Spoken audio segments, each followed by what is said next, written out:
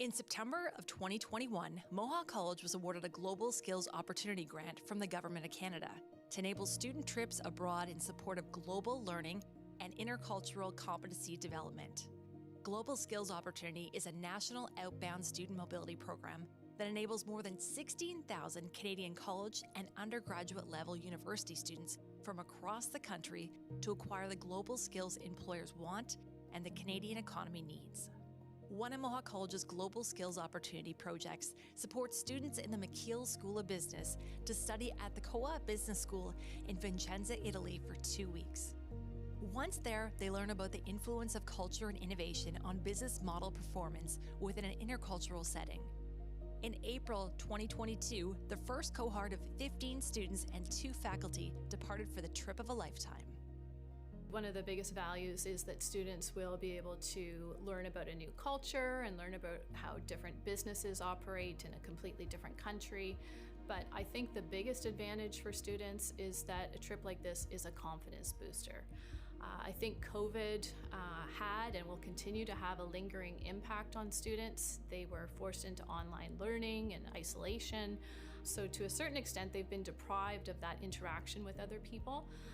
And I think some of those skills that they get about being face-to-face in a classroom and exploring different countries and companies will translate back into interpersonal skills that are critical for today's business environment. Both personally and professionally, it was absolutely incredible. I highly recommend it for anybody who has the chance because it was life-changing and reaffirming. It gave me a lot of confidence in myself and it let me know how adaptable and flexible that I can truly be. One thing that I learned about myself was that I can really understand and empathize with different cultures. I was very surprised because I kind of thought when we got there that I would be kind of the silent person in the back, just sort of taking notes quietly.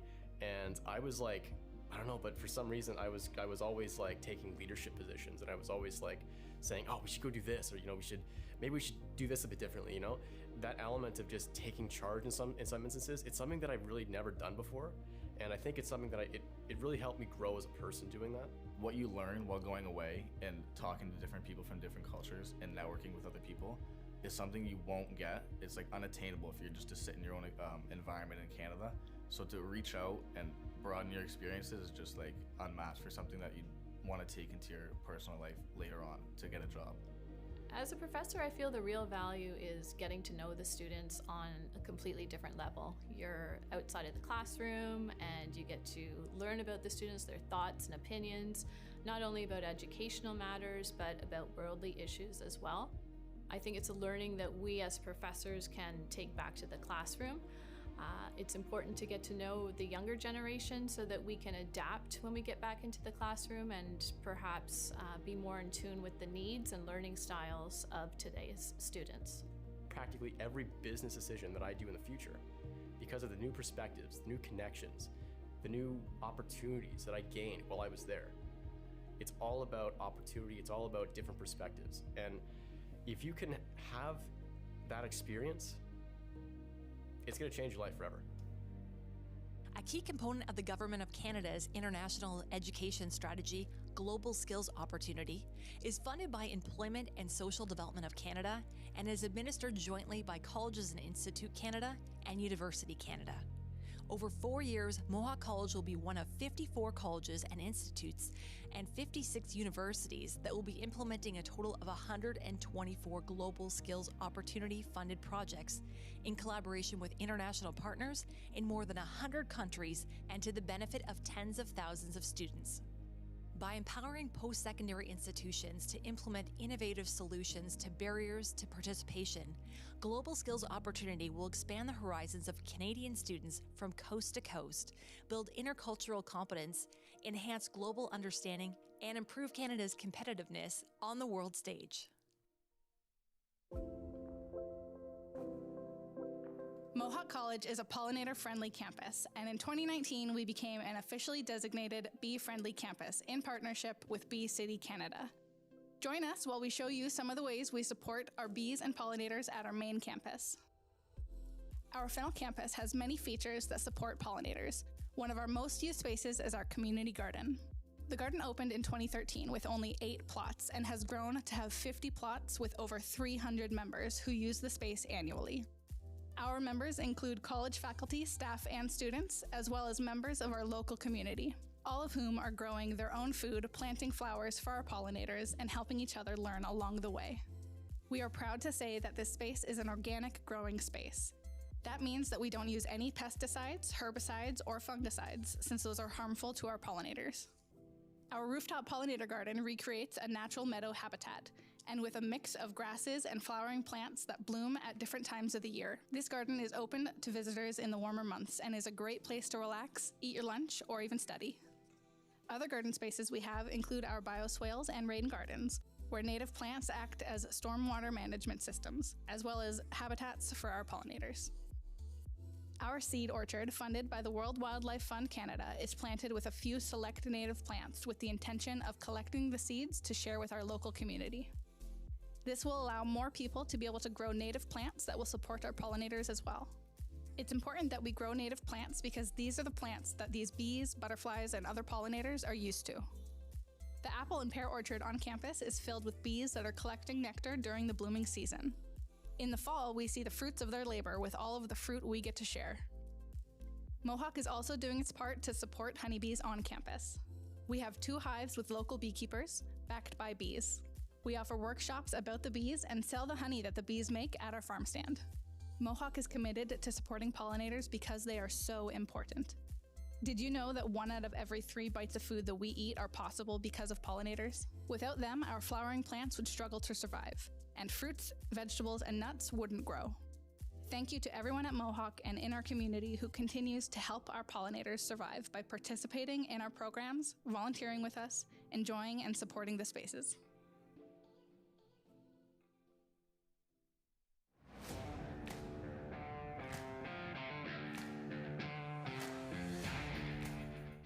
I got a phone call one day from one teacher and one student who said, "You should try teaching. You can't keep quiet." So I said, you know what? The first thing that came to my mind, other than the fact that I would enjoy to pass along the experiences I've had in the industry, was that I get to work with these faculty members that I would consider mentors of mine. And they left a really long-lasting impression.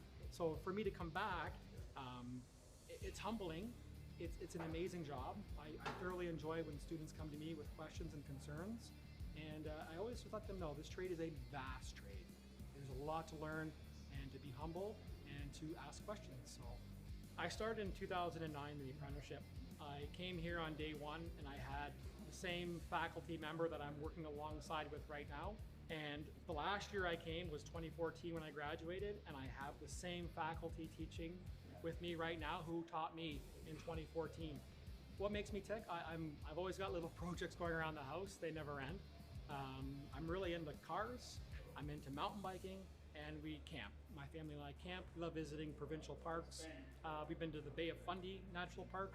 We've been to Thunder Bay last year. So we have a travel trailer and we try to explore Ontario. The overall environment at the college is extremely positive. Like I said, I work with a group of mechanics, a group of teachers who are very supportive. We're constant communication with each other. We set out rules and guidelines for the students to follow, and because these students are actively working in the industry, they're working professionals. So I get to go to school every day and work with active professionals in the industry, and I get to help them through their apprenticeship program. The college is supportive of things that I want to do when it comes to integrating technology or purchasing new equipment, and the students absolutely, when they see this, are like, can we work on it? This piece of equipment was actually, we purchased this a few weeks ago. This is a CO2 trainer. So again, we're trying to keep on the forefront of technology. And part of that is that a lot of these older refrigerants are being phased out, and we're now moving towards natural refrigerants. So this is a CO2 trainer. Really looking forward to having this as part of the curriculum moving forward. There's no competition. Dan Collins has set the bar extremely high for beards, and I could only hope one day to accomplish what he's accomplished in the world of beard growth. So I'm working on it, Dan. I'm coming. I'm working on it.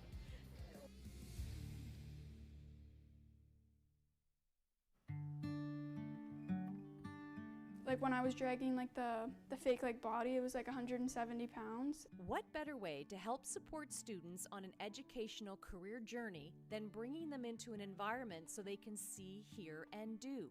That's what Discover Justice is all about. We were looking at ideas on how we could invite our local high school students onto campus to interact with the faculty, to see the facility, to learn about our programs, but more importantly, to learn about the jobs connected to those programs. High school students enrolled in law courses are invited for a day of discovery. I thought it was really cool because I've always wanted to be something like a police officer or a firefighter, something that is like hands-on, but this just like made me like really like, yes, I want to do this because of all the stuff that we learned today. I think people that want to do something hands-on, this is definitely something that would be fun to do. 75 students participated in the fall, and that number doubled this spring. Word's getting out, and the event has attracted repeat customers. I'm really impressed, and I'm happy to be back again. But just them seeing that hands-on, that interactiveness is what they need to see at this age.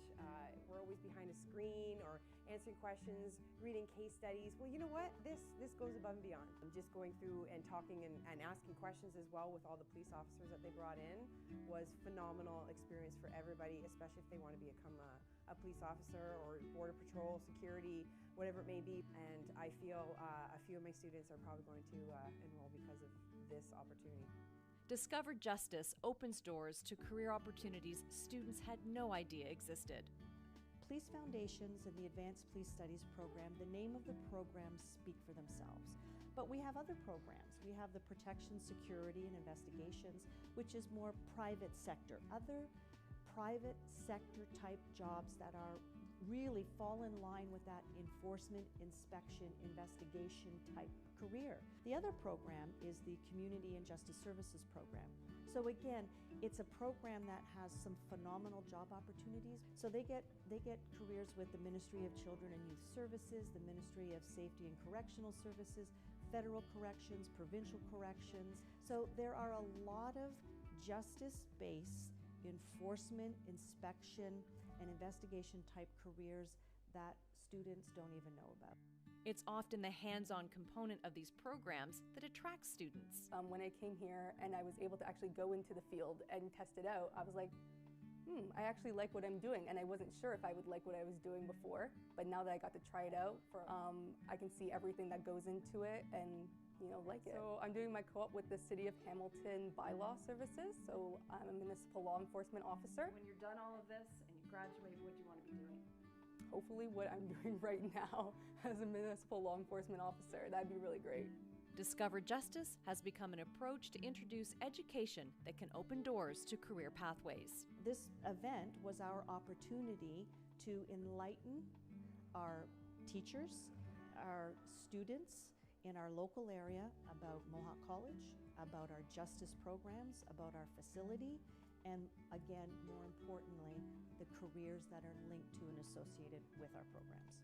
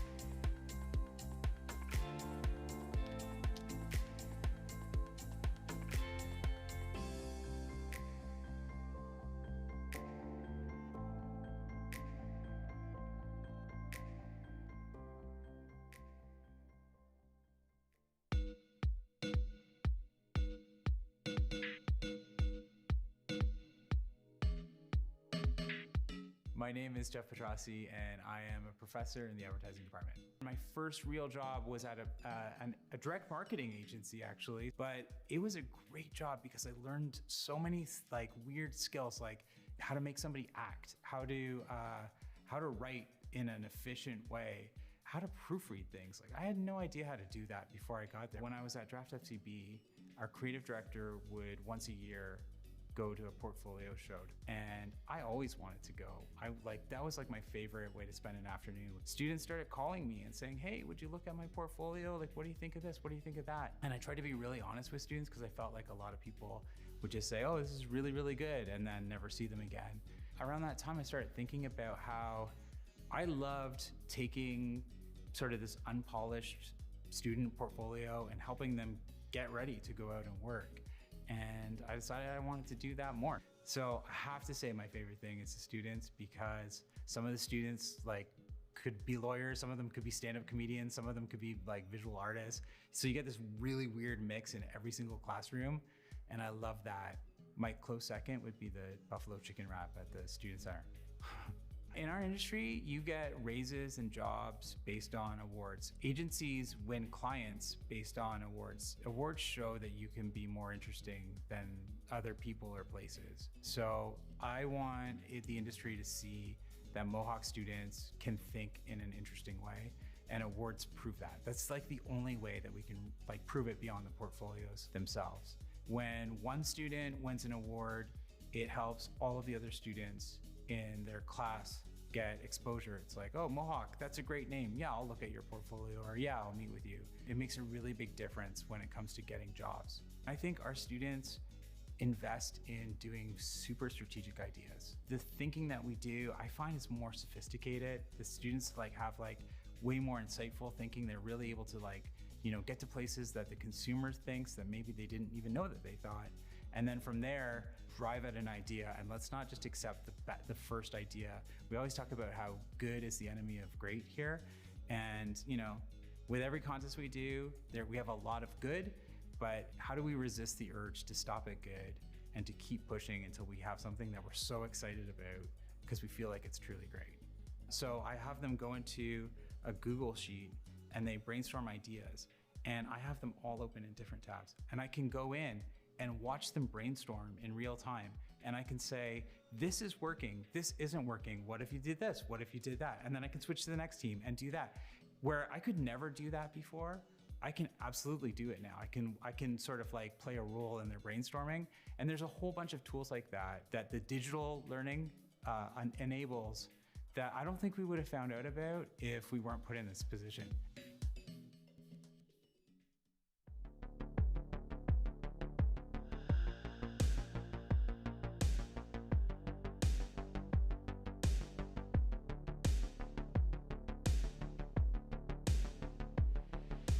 URSIC is the Unmanned and Remote Sensing Innovation Center, and our mandate is actually threefold. The first thing we do here is support industry with the adoption of new and disruptive technology. The second thing we're doing is actually training the next generation of workforce that can actually use this as highly qualified personnel to develop and integrate solutions for industry. And the third thing that we do is also de-risk and test the innovations as they're coming to a market readiness level. Drones can be used in a whole host of applications in industry. Essentially, any opportunity to move a sensor to a remote location, we can use a drone for that purpose. What it does is it allows us to de-risk the action and remove direct human interaction with what might be previously a hazardous environment. In addition to that, it allows us to access new perspectives on many different sites that might not be accessible previously through standard means. The trip to Manitoba was actually a really exciting opportunity for our team. We were approached by Innovative Solutions Canada to test one of their new innovations in the program. The innovation we were testing is a drone that carries an ultrasonic probe that can measure metal thickness and integrity of metal structures. And that was developed by a company called Skygauge Robotics here out of Hamilton. So while we were up in Churchill, we were not only testing that system, but we were also testing the functionality of the drone in cold weather. We just don't have access to those temperatures here in Southern Ontario. When we were up in Churchill, the average temperature didn't get higher than -35, and it allows us to really put the platform through its paces to see if it can function in extreme cold weather. So we were flying on metal structures carrying conveyor belts that were actually being decommissioned, so we needed to know essentially the strength of the structure so we could determine its integrity as it was deconstructed. And while we were there, we also did some internal structure in GPS denied environments and some tank measurements as well, essentially measuring the thickness of the metal and its integrity on the tank itself. This is traditionally done by people on scaffolding, often requiring significant amounts of development to get that scaffolding erected and in place. And if we were able to, do it with us standing on the ground and putting the drone in the air, it just saves so much time in setup and risk to humans as well. One of the most rewarding parts of this role in the Unmanned Remote Sensing Innovation Center is we're able to involve students in so many aspects of the work we do. As part of that trip, we were able to take 4 students up with us, 2 students each week.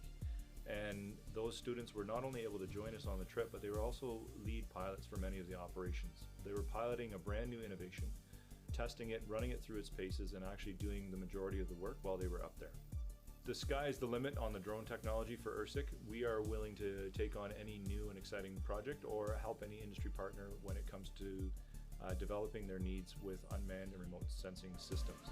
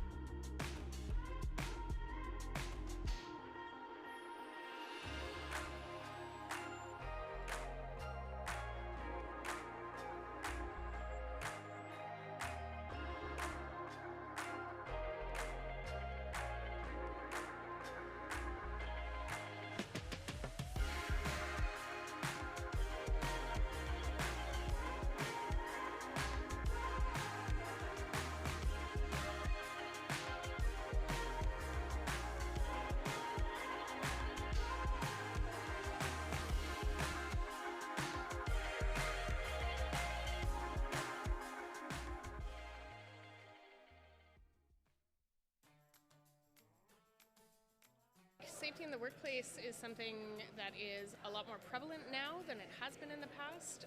The advent of internet and people talking about safety in the workplace more often.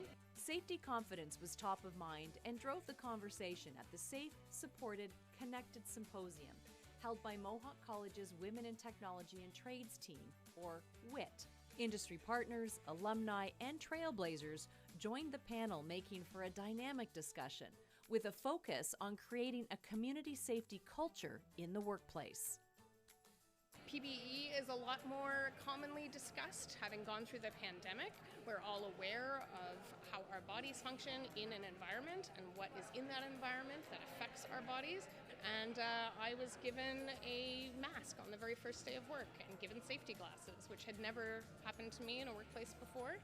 And to this day, my company still wears medical masks because we go into people's homes.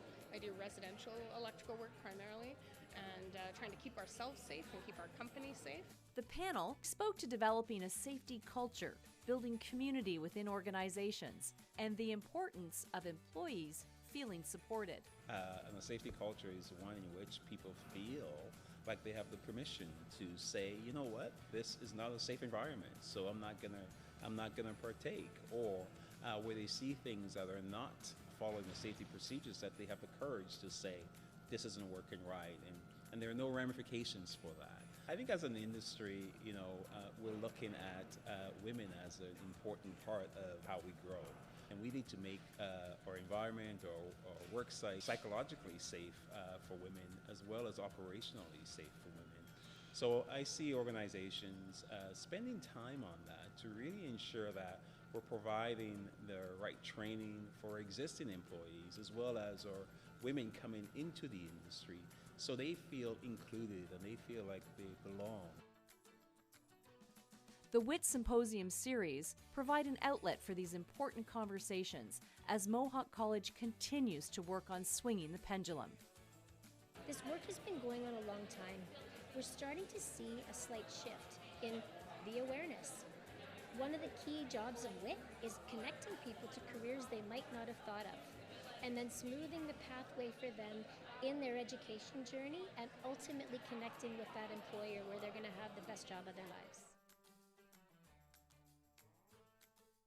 In the history of every organization, there are watershed moments, moments that clearly establish a new direction for the future, and I believe that we are making one of those moments today for construction training and the City School at Mohawk College. Today, I'm incredibly proud and grateful to announce that Mohawk College has received a generous gift of $1 million from Steve and Elizabeth Stipsitz and Brandhaven Homes. As the president of Brandhaven Homes, Steve Stipsitz is a community builder in many ways. His Burlington-based home building company is committed to exceptional quality and care in the construction of every home they build and in the development of every community they design. As a result of his generous gift, City School will develop industry-focused training programs, address and remove barriers to training and employment for people in underserved communities, promote construction trades careers in the community, and deliver demand-led programs through City School by Mohawk College. Thank you, thank you. Well, I love City School, and I can see that you're dying to know why, so I'm going to tell you. So first, you must imagine a society in desperate need of people to fill jobs in important but underserved careers, such as healthcare, health and childcare, and the skilled trades. And then imagine people living in multi-generational poverty right here in our own backyard. And then now imagine a small group of caring individuals who felt compelled to do something about it by bringing education right into the neighborhood where the people live at no charge to the participants. That is City School, and so what's not to love?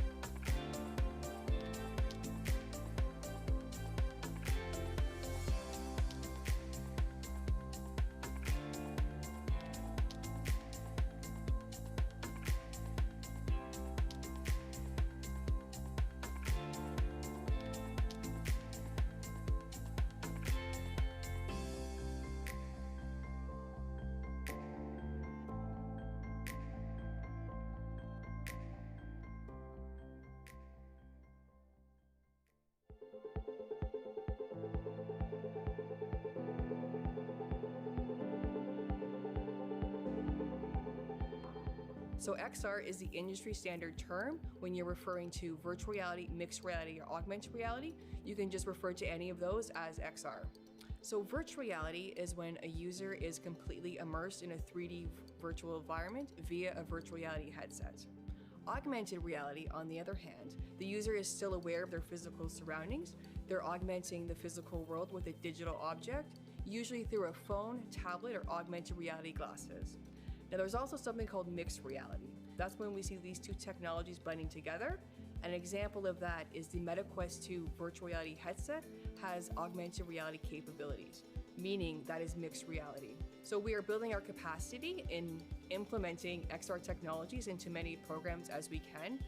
So for example, we have a power engineering virtual reality simulation that is a cold start boiler process. I bring virtual reality headsets to the Stony Creek campus and we run the power engineering students through this simulation. There are things that you can practice in the virtual reality that you can't do in real life. Students will be able to go through scenarios that are too complex for them to do in real life. Virtual reality presents the perfect medium where they can practice it in a safe and controllable environment. Virtual reality is a perfect way to develop soft skills.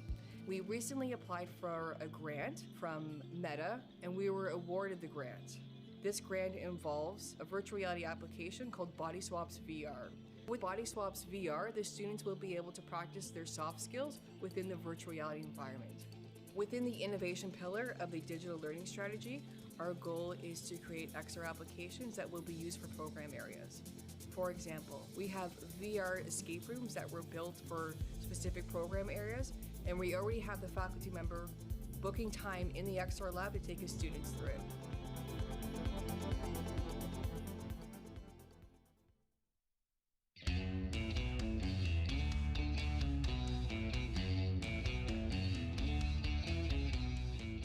I taught a grade 7 and 8 class last year. I had the opportunity with elementary engagement to go in, and I had 3 points of contact with students where I got to promote trades before they got to high school. And so I came up with this analogy, and it's like playing Lego. Now imagine this. You get a call from your buddy Tim. Tim just got the new Star Wars Lego center, and he wants you to come over on Saturday and build it. So what's the first thing you do? Who's coming? Right? Okay, so Tim's coming, Sally's coming, and Bill's coming. Great, I'll be there. That's carpentry. I get a call from Adam. Adam says, hey, I just got a new deck that I need to build. Can you come and build it? And I'll say, who's coming? And he'll say, Sally and Bill are coming. And I say, great, I'll see you on Saturday. And we get to build something. So I'm just a kid playing with larger Legos, and that's what I get to do. That math is not important, and it's the most important. Math is everywhere in what we do. Now, having said that, it's not hard math. This is math that makes sense. This is math that my students come in and are like, I wish I was always learning this kind of math. In high school, you may learn that A plus B equals C. Well, what does A and B mean, right? And what's C? Like, what does that mean, right? But we can actually hold A and B in our hands here and then measure C. And it just makes sense. That's the math we do. I wasn't listening to myself, into my gut to what should I be doing. And since trades wasn't really taken seriously, it wasn't an option. And now I understand how great of a choice it was to get into the trades. It's a booming industry. There's so much work. I'll always be able to fall back on a ticket that I have because I'm a Red Seal carpenter. I know carpenters that they've known before they leave the womb they're going to be carpenters, right? And that's not my story. I was encouraged to go to university. That was the path set out for me. In high school, I took all university targeted courses. I took one shop class. I can remember being in that shop class, and there was a finishing room. I was building like a TV cabinet, and I'd close the door to the finishing room, and just like the world would just like shut off. After high school, it's kind of funny. The phone rang, and it was someone asking for my brother. And what do you want? And they said, there's a job in framing. And I said, yeah, I'll take it. And so I started framing. After a week, I'd look back and be like, whoa, like we built those walls. Or that floor is because we were here. And a month, look at that house now stands because of our crew. And then years go by, and now I can go into neighborhoods, and it's so rewarding. And that's when I identified, back to the one high school shop class I took, where when you get into your work and the world just shuts off, that's what I experience now. And I see the product of what I can make, and it's so rewarding. And so that's when I got hooked. Industry trained, but I went through the apprenticeship program. So I came here to Mohawk, and I did my apprenticeship through this schooling. So this is a bit of a home to me for where my career started. Every tradesperson is a teacher at heart. If I could summarize every trade in 3 words, we do 3 things. We learn, we earn, and we return. And it's not that you learn first, then you earn, right? This all happens at the same time. All 3 of these words are all going on at once. You learn, you earn, and then you return the knowledge that you gain from someone else to somebody that is still coming up in the industry. That became the next best thing of my job. I love building, I love seeing the progress, but more so than that, I love seeing the progress of people I've taught. And I kind of wondered, how can I do that on a full-time basis? And Mohawk gave me that opportunity. One of the things I'm kind of honored about here at the college is that I get to teach along the teachers that taught me. I did an apprenticeship in carpentry. I would argue that I'm in an apprenticeship for teaching now. These are the people that surround me, and they look at my lessons, and they sit in my classes and we bounce ideas back in the office, and we share PowerPoints and different presenting methods and all that. It's just such great teamwork. Mohawk has yet to say no to me, and I've got some pretty wild ideas, right? I said, you want to build a full-size house? And they said, sure. I said, really? Like, I go in with these asks and I don't know if I'm gonna get a yes. And I said, okay, next year, can I build 2 houses? Sure. Like full-scale houses. I asked for technology. Yep, done. You have it. So what can they do better? They're doing a great job. The day they say no to me, we'll talk again. Every teacher here is a licensed carpenter. We come with real life experience to the classroom, and our students will absorb that. And on top of that, they're doing it themselves. Our students are in the shops with our talented faculty as the students build their projects. It comes and goes. It's remarkable. Thank you, thank you. I can hide 10 carpenter's pencils in it.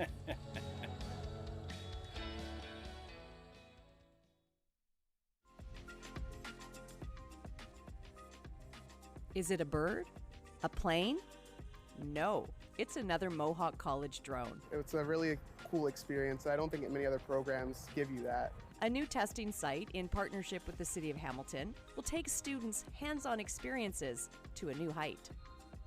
This gives them an area to conduct their flight operations and their flight training prior to their certification on drone as a drone pilot in an area that is, again, away from general public, so it's safe and secure, and it's in uncontrolled airspace so they can get out and practice their flying skills. Because of the collaboration we have with both the City of Hamilton, Transport Canada, and various innovators, this also gives them that opportunity to work one-on-one with small to medium-sized enterprises who are working on a product as it's going through that validation stage. So it gives our students that very valuable time to work as they're going through their academic career so they can potentially end up with a job post-graduation.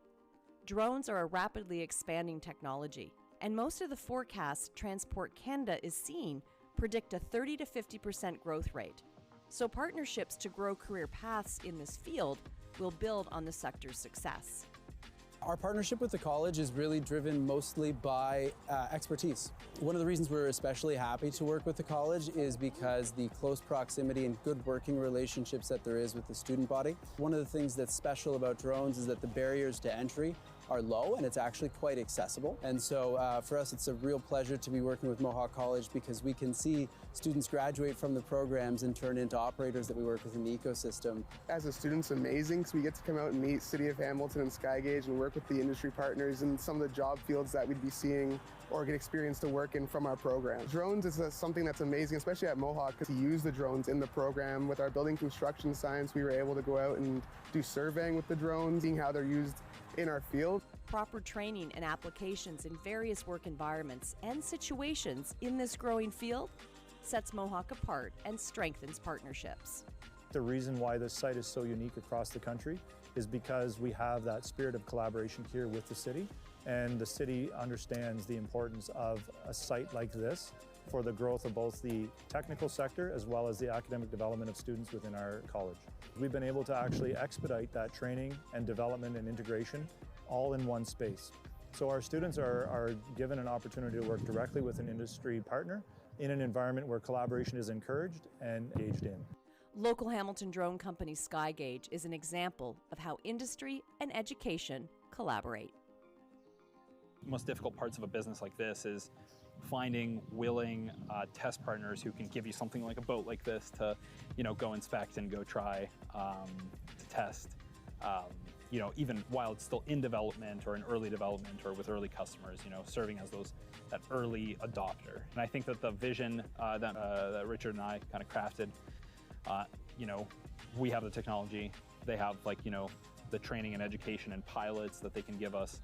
It kind of naturally goes together, so it's a great story.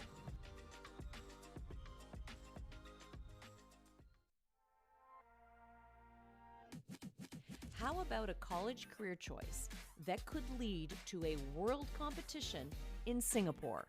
That is precisely what can happen for the top skilled trade students, demonstrating they are the best in their field at the Skills Ontario competition recently held in Toronto. All these skills I've learned over the past 18 months, I can pull them together and hopefully do well at this competition and keep going with my career or take a jump start towards my career. Skills Ontario looks for ways to champion and stimulate world-class technology development and employability skills in Ontario youth. And the skilled trades are roads worth traveling. You cannot look around anywhere without knowing that a skilled trades person touched that space. I would love for people to see skilled trades as an opportunity to explore multiple areas. You could start on the tools in the trade, but you can also end up in management, or you can have the opportunity to run your own business. The options and opportunities are absolutely endless as soon as you have that ticket that says, hey, I did it. Students that find their way to skilled trades see how this pathway can provide incredible opportunities. I picked the trades just because I want to be working my hands, moving around. I don't like sitting behind a desk. I don't mind getting dirty, and there's lots of money there if you're willing to work for it. And the millwright trade is very diverse, right? You can be working in a factory making, beer if you want, all the way up to windmills or power generation places. There's so many options within this one trade. I think a lot of the time in high school we're pushed towards all these more advanced courses and pushed towards these different career paths. But if you're, willing to work and put the effort in and you're smart, you can have a great career in the trades. In my career, I see a few paths with it, either working my way up through management or maybe coming back to college and teaching, seeing where I can go with it. End of the day, I want to be on my feet. I want to be helping people get in the trade. The skill trade landscape is vast. There are 144 recognized skill trades. We have our traditional trades, such as apprenticeship in electrical and carpentry. Those are household names. We know plumbing. What we don't think about is hairstyling, bakery, so pastries, for example. We have a butcher on site. That is also a skilled trade and something that we don't technically think about as a skilled trade opportunity. Skilled trades is not a plan B. It's your plan A. And skilled trades is not a job, it's a career. And a career that pulls out all levels of skills, including your creative side. Photography, it does take a ton of skill and a ton of attention to detail to excel at it. If you're thinking about getting into a skilled trade, and you're passionate about it, it's something you want to do, absolutely do it. Don't hesitate, start as soon as you can, because the sooner you start, the better you're going to be at it. This is a photo that I took actually for one of my assignments at Mohawk, one of my studio assignments. It's a character portrait with some vintage kind of styling and wardrobe, and obviously the glasses are very retro styled. I had a bit of experience in photography going in, but I learned so much over just 2 years. The amount that you learn in that program is just unbelievable, and it's been incredible. Gold medal winners advance to the Skills Canada National Competition, and those top competitors will head to the World Skills Competition held in Singapore. Congratulations to our entire Mohawk team who competed in this year's event.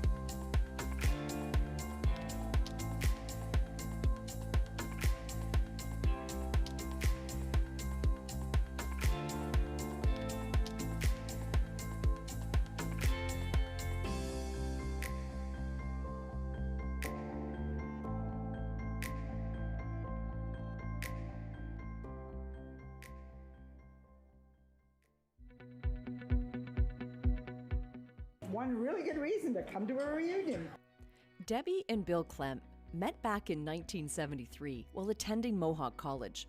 They were friends, but went down different paths after graduation. If it wasn't for Debbie, I wouldn't have passed my Fortran courses because she ran the data processing computers room here in the evenings, I guess. She got me through that course, which helped a lot. We met at the pub, actually. The Thursday night pub is where we met.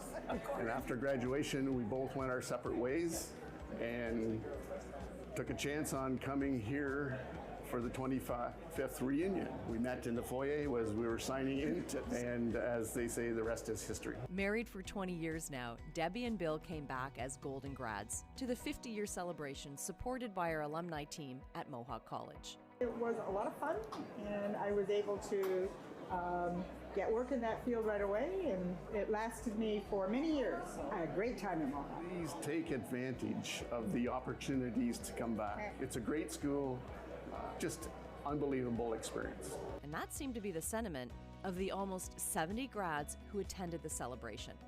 It was an opportunity to reminisce about the romance found and the friendships made. Oh, I have some great memories. Foggy memories. And some are foggy from the suds at the time. That was all part of the campus, fun. Richard Palmer traveled from British Columbia to connect with old friends, and he finally put his name on the cellar wall, next to classmate and longtime friend Don Price. No, we had a good time here. It's all the programs we had and model building, and we really enjoyed the whole thing as a package. You can't really just take one thing out of it. The whole thing was nice. Well, it's interesting how you meet people and connect with various people. Our class connected quite well, and Don and I hit it off. I thoroughly enjoyed the aspect of meeting new people more than anything. But learning what's become a lifetime profession, it gave me a good grounding to get going in the industry, of which I'm still in. Yeah, you have a common bond with people that do graduate from here, and proud to have been here. The class of 1973 had a chance to connect, tell stories, and who knows, maybe find a soulmate.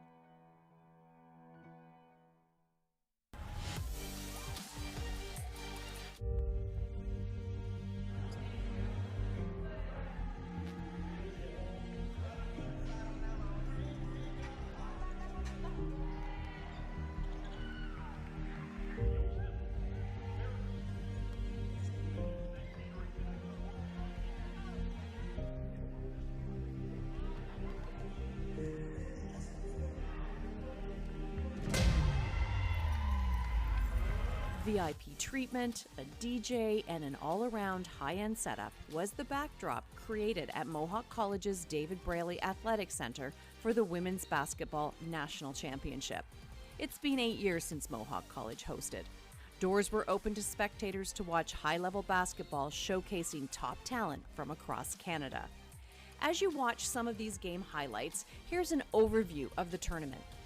The gym was set up to provide an exceptional experience. The main court was surrounded by bleachers for an up-close view. Tournament production was high to create that professional sports feel. And for those who couldn't attend, there was a live stream available throughout the tournament. The upstairs fitness center offered an additional warm-up, cool-down space for all teams. And there was a private athletic lounge, kind of like a Club Med without the water, outfitted with a stretch and activation area, free massages that were offered by Mohawk College's massage therapy students, and there was a student-run custom shoe restoration booth.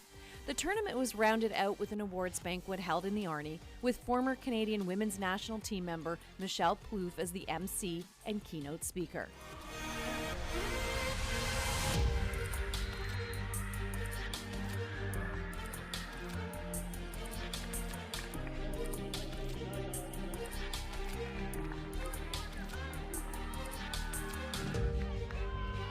And although our Mountaineers were 8th in the final standings, the tournament was a success. Congratulations to all the teams who participated. For the Mohawk College's athletic team, it was a slam dunk.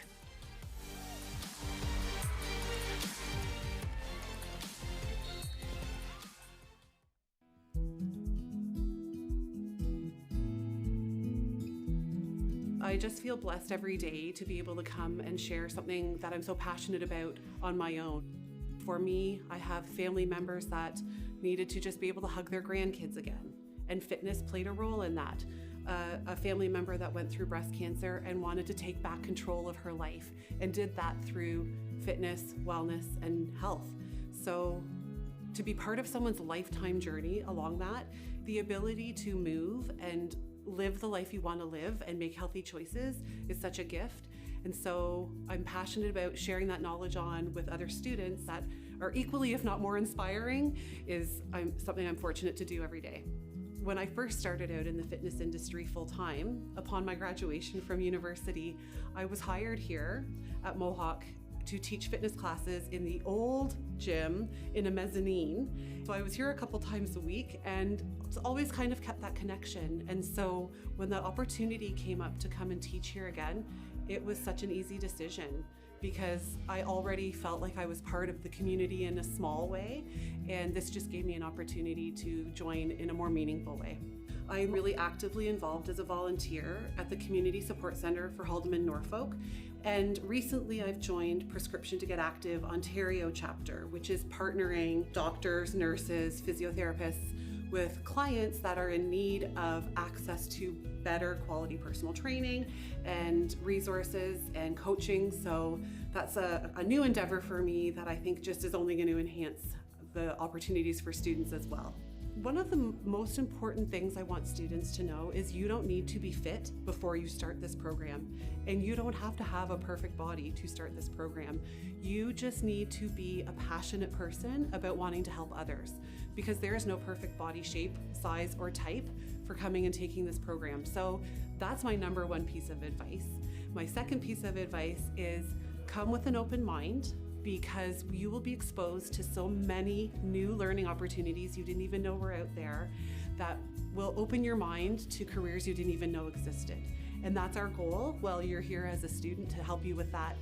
And hopefully you do come and join us. And if you do, take advantage of your professors and technologists, because we will happily connect you with people in the industry that can help further guide you along the way. Probably one of my favorite things is reconnecting with a student that's graduated, and Fit to Pitch is a great event for that. They often come back. I have one student that came from India and wanted to get into physio. She was trained there as a physio and ended up being the physio for my daughter. So that was really kind of a neat moment when I walked in and realized that's who it was, and fully trusted her with my daughter to go through some of those treatments with her. I love walking down the streets, walking through the mall, and just reconnecting with students and finding out what they're doing, because it's such a diverse range of careers they've ended up in.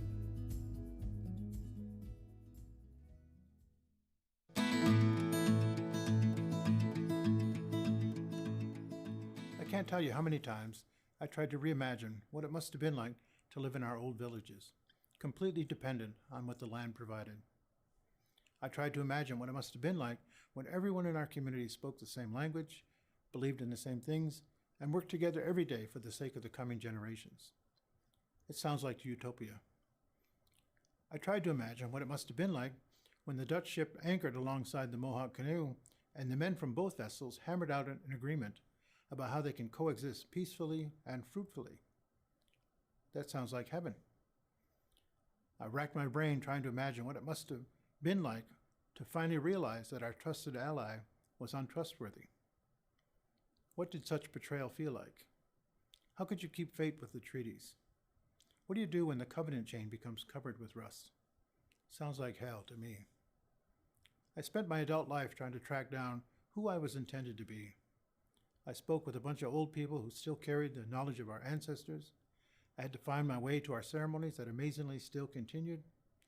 I had to sit through endless hours in the council house listening to our chiefs and our clan mothers as they tried to plot a way forward. But I also got to witness the birth of my daughter in the home of her great-grandmother, and made sure that the first words that she heard after catching her first breath were the same words that her great-grandmother spoke, Mohawk words of welcome. We should all have been welcomed into this world in that way. What do you know, and what do you need to know to become an Indigenous ally? Today we can embark on our own journey of self-discovery through the ideas, beliefs, and interactions regarding Indigenous people. What it means to be us, to be in relationship with each other, and what the future can hold to fill the gaps in our understanding. We can begin to build relationships based upon principles of honesty, respect, and trust. It is a great gift of time that we've been given in order to explore these ideas. And that sounds like hope to me.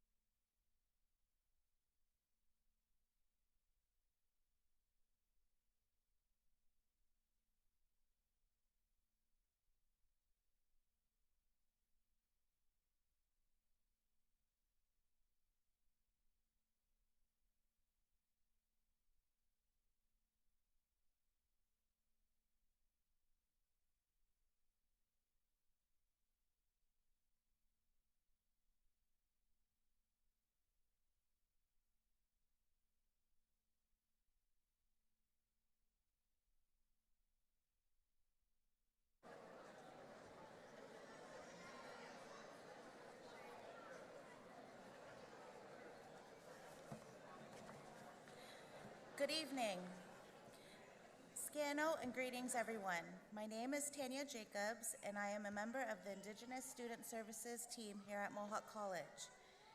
I'd like to welcome you to the territory of the Haudenosaunee and Anishinaabe that we've gathered on today. To begin our ceremony, I would like to welcome Spirit Vision, traditional Indigenous drummers and dancers. For Indigenous peoples, we believe that the drum connects us to all living things and is the heartbeat of Mother Earth. Today we call upon this group to give thanks and to recognize the achievements with an honor song. Nyawa, thank you, and please stand for the procession of the graduates and the platform party.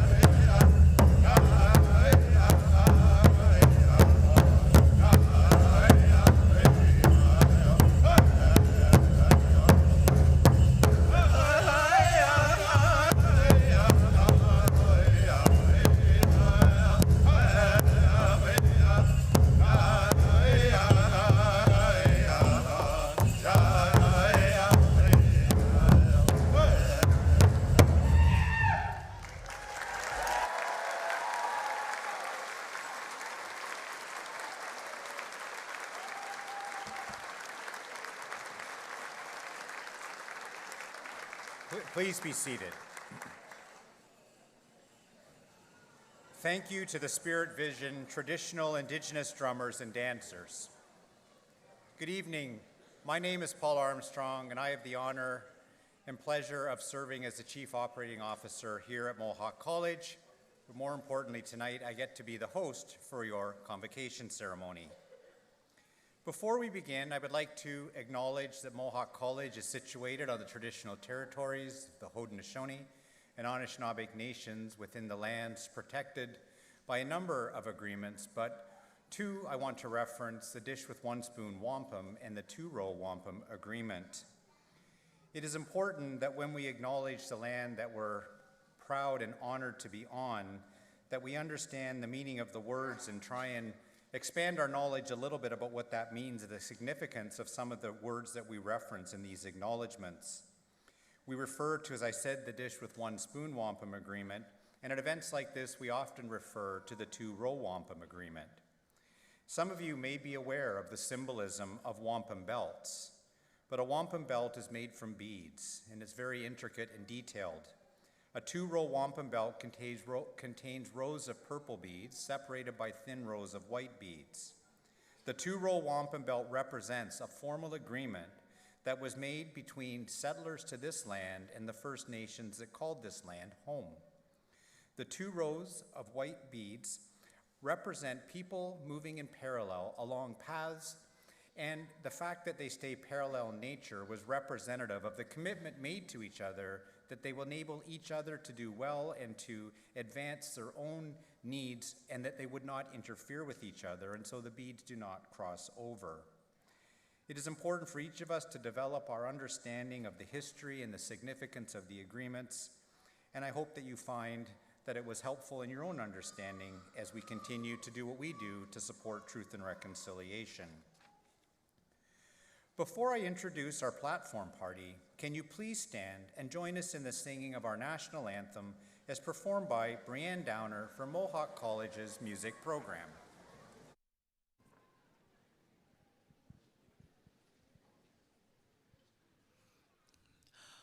Oh, Canada, our home and native land, true patriot love in us commands. With glowing hearts we see thee rise, our true north, strong and free. From far and wide, oh Canada, we stand on guard for thee.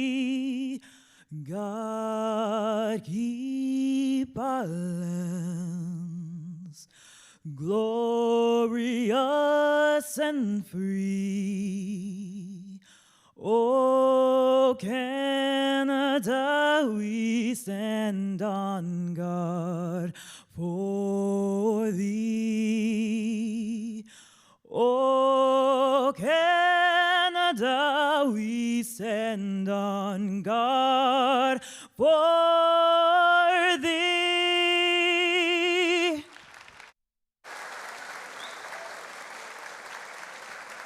Thank you, Brianne, and please be seated. Convocation is a special celebration for all in attendance. We ask that you stay at your seat until the entire ceremony is complete. And please, we'd ask that you ensure that your cell phone is turned to the silent setting.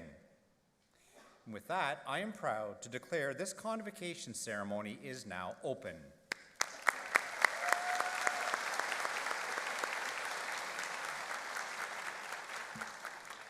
Convocation is a time to celebrate the hard work and dedication that brought you to this moment, and to look forward to the many opportunities that lie ahead for you, a future-ready Mohawk College graduate. Convocation also provides us with a perfect moment to thank your family and friends who supported you through this important stage of your life journey. And it is also a time to thank those from the Mohawk community who also helped you realize and achieve your goal. And to start that recognition, I would ask that the faculty please stand to be recognized and remain standing.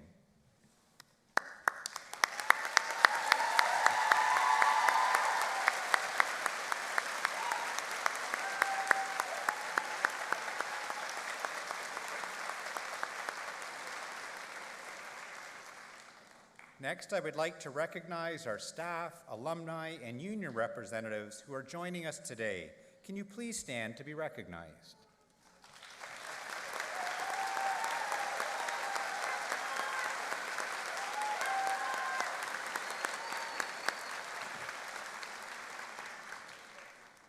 I will now recognize the front row of our platform party. I would ask you please hold your applause until the end of the introductions. Kim Ann Lausch, Interim Dean, School of Health and Community Studies. Wendy Lawson, Associate Vice President, Academic. Martha Castillo-Milicenda, Alumni Speaker. Elizabeth Joy Phillips, President, Mohawk Students Association. Tracy Richardson, Board of Governors. Ron McCurley, President and CEO. Anna Felice, Board of Governors. Krista Welsh, Registrar and Senior Director, Strategic Enrollment Management. Katie Burrows, Vice President, Students International Alumni.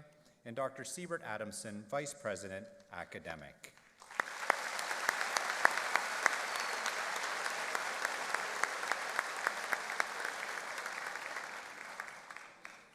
I'm pleased to introduce Wendy Mackey, Director, Alumni Relations, to come forward and welcome our new graduates as alumni members.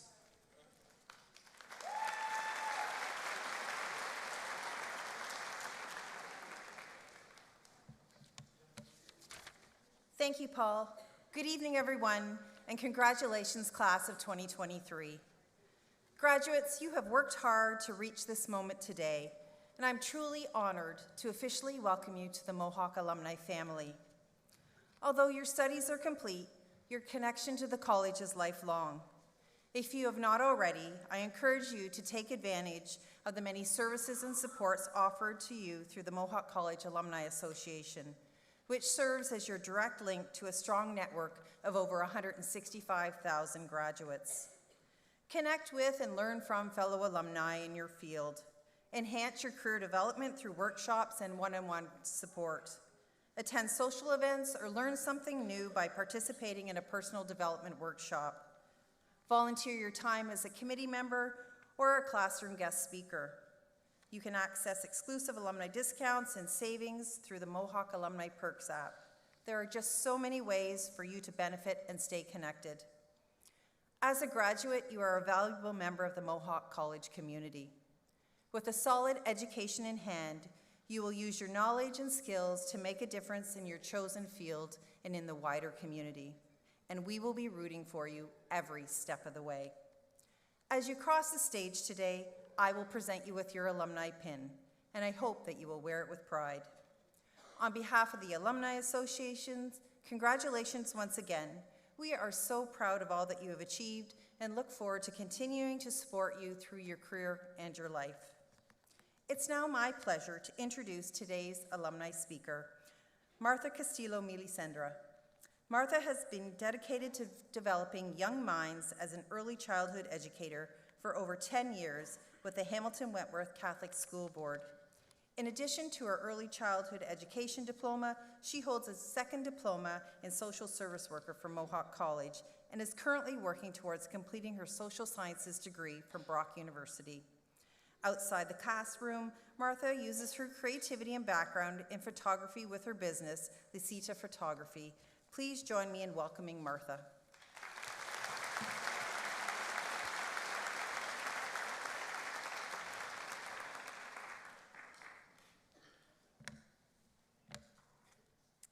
Good evening, graduates, faculty, instructors, family, and friends. My name is Martha Castillo-Milicenda, and I'm a proud graduate of Mohawk College Early Childhood Educator Program. Congratulations on the successful completion of the program. Take a moment now and exhale and reflect now that you have all accomplished. It is a big step towards the next chapter of your career, and it starts right now.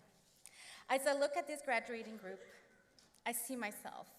I once sat here, and where you are right now, dreaming, thinking of aspirations.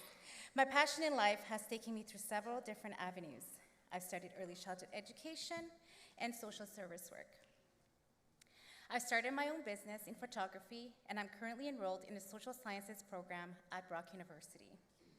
I consider myself a lifelong learner.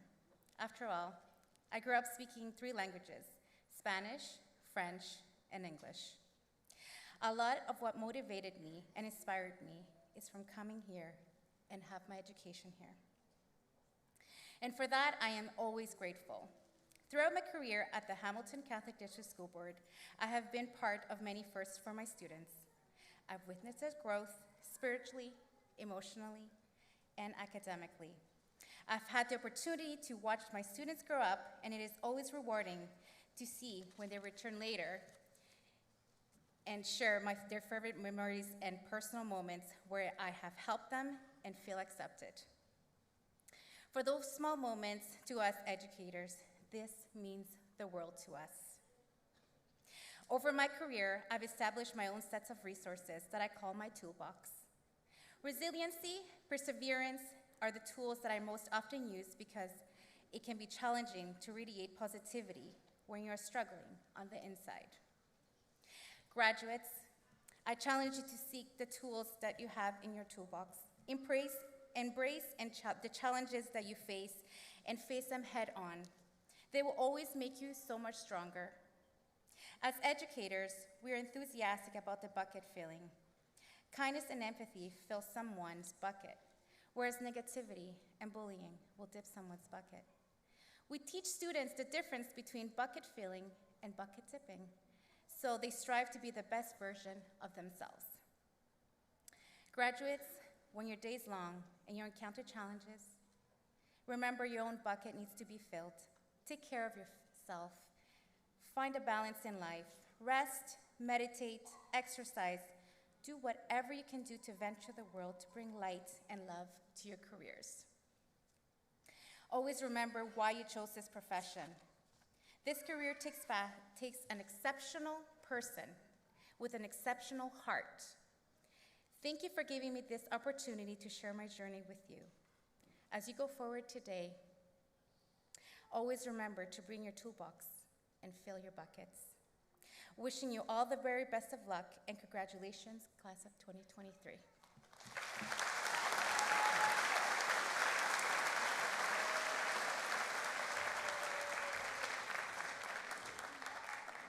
Thank you, Martha, for your very thoughtful words, and we're very proud to be able to call you a 2-time alumni of Mohawk College. I'm now pleased to introduce Elizabeth Joy Phillips, President of the Mohawk Students Association, to bring greetings to the graduates.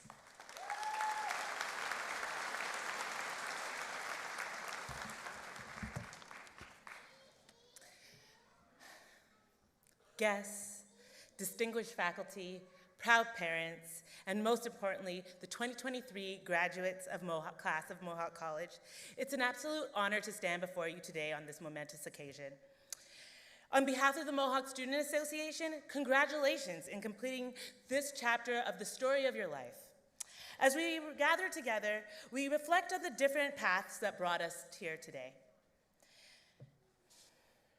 Some of you embarked on this journey right straight out of high school, eager to gain the necessary skills and knowledge to navigate the working world. Others joined us after gaining valuable work experience and seeking to refine the skills and pave a new career path. Some of us traveled great distances to get here today, choosing to leave the comforts and familiarities of home to experience Canada and all that Mohawk College has to offer. Regardless of the road that you traveled, each of you have demonstrated dedication and commitment. The difference in our experience lies in our perspectives that we bring. Filled with curiosity, we come to college to acquire the tools that will shape our future. It's an opportunity to lay strong foundations, to learn how to weather the storms, and to carve out our own path. It's about harnessing the existing skills and refining them further so that we can prepare for the changes that align with our aspirations. Regardless of our background, our journey and the journey we completed was not without its challenges. We endured a pandemic, a time that reshaped the very landscape of education. The sudden shift to virtual learning forced us to adapt and discover new ways of acquiring knowledge. You have shown remarkable resilience in navigating the various virtual platforms and technologies, all the while yearning for the engagement that being connected in a physical classroom can bring. But like diamonds, you were forged under pressure, and you emerged stronger and more versatile and more prepared for the road ahead. Today, as you stand on this precipice of your future, take a moment to reflect on the steps that you've taken to this milestone. This chapter of your life within the vast tapestry of your college journey is now complete. You've grown intellectually, emotionally, as well as personally. Cherish these memories, the late-night study sessions, the friendship forged, and the transformative experiences that have shaped you. As you visualize your future, remember that this is not the end, but a new beginning. Now you possess the clarity and the understanding to build the next steps towards your future career and life path. Embrace the possibilities that lie ahead. Believe in yourself and your abilities. The world needs you and your unique talents, perspectives, and your contributions. Cherish the connections you've made here and continue to foster new ones. And remember that the pursuit of knowledge, personal growth, and self-discovery is a lifelong endeavor.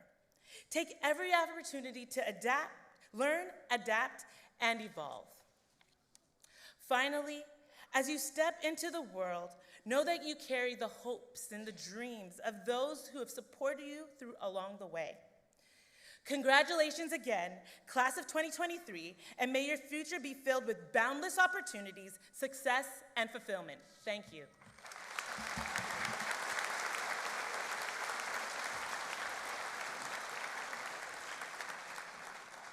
Thank you, Elizabeth Joy. You and the Mohawk Students Association are wonderful supporters and ambassadors for all of our students. It is now my privilege to introduce Mohawk College President and CEO, Mr. Ron McCurley, who will now address Convocation.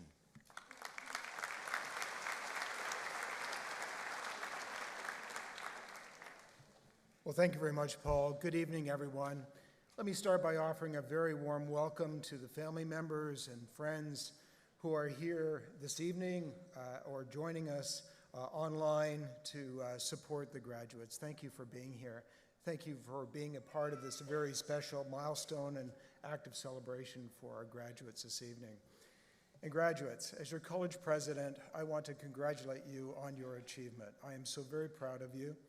The people who have joined me on this stage this evening are very proud of you. Your family and friends who are here or watching you online are proud of you. And the hundreds of college faculty, staff, and employees who have played a role in your college experience are all proud of you as well. Maybe everyone would join in with me just to say thank you and congratulations to you once again.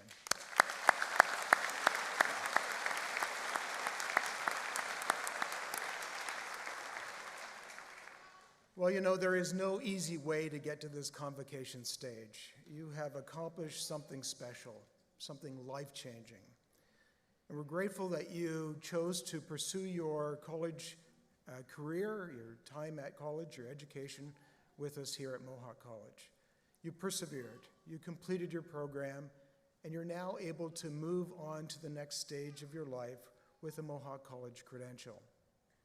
But before you leave here, I'd like to offer you a word or two, or perhaps a few, to carry with you as you move on to the next chapter in your lives. Whether you came to Mohawk College from a few minutes away, perhaps Hamilton or Burlington or Grimsby, or maybe you came from a few hours away, perhaps it was London or Sudbury or Peterborough, or maybe you joined us from half a world away, from India or Nigeria or Colombia. Each of you came with a unique story. And each of you is on a unique journey. And each of you holds a unique dream in your heart. Wherever you came from, however you found your way here, you came to Mohawk with a goal in mind. You came to pursue a college education on the way to a meaningful and promising career. When you enrolled at the college here, you had a reason for being here.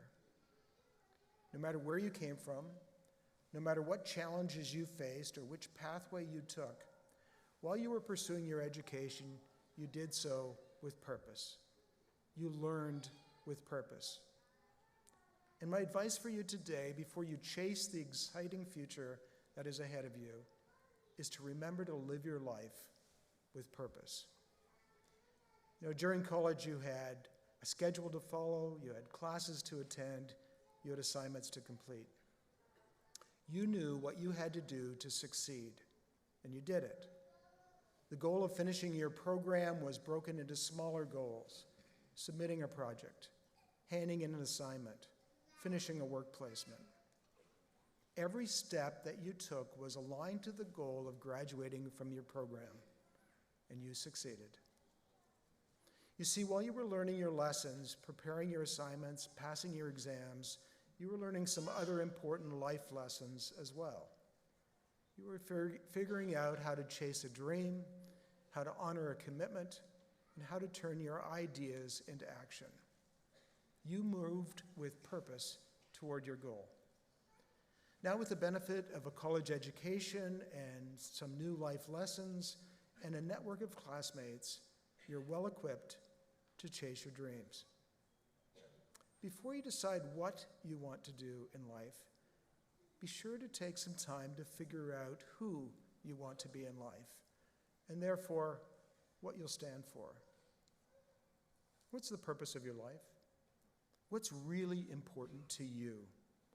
What would allow you to start every day full of energy and a sense of direction? My father used to say to me that if you do what you love, you'll never work a day in your life. Oprah Winfrey said it a little bit different. She said, follow your passion, and it will lead you to your purpose. I think they're both right. Identify what it is that will provide you with satisfaction and fulfillment as you spend your time, your skills, and your energy. Find your passion and follow it. Set your goals and move with purpose towards them. And passion will provide the fuel for your journey. If you don't have a goal, how will you know if, when, and if you achieve it? If you don't know where you're going, how will you know what direction to head? If you aren't passionate about what you're doing, how will you ever stay motivated in life? I'm going to quote Dr. Seuss, who I'm pretty sure was not a real doctor. And he said, with your head full of brains and your shoes full of feet, you're way too smart to go down any not-so-good street. So find your purpose. Set some goals. Think about what you want to be.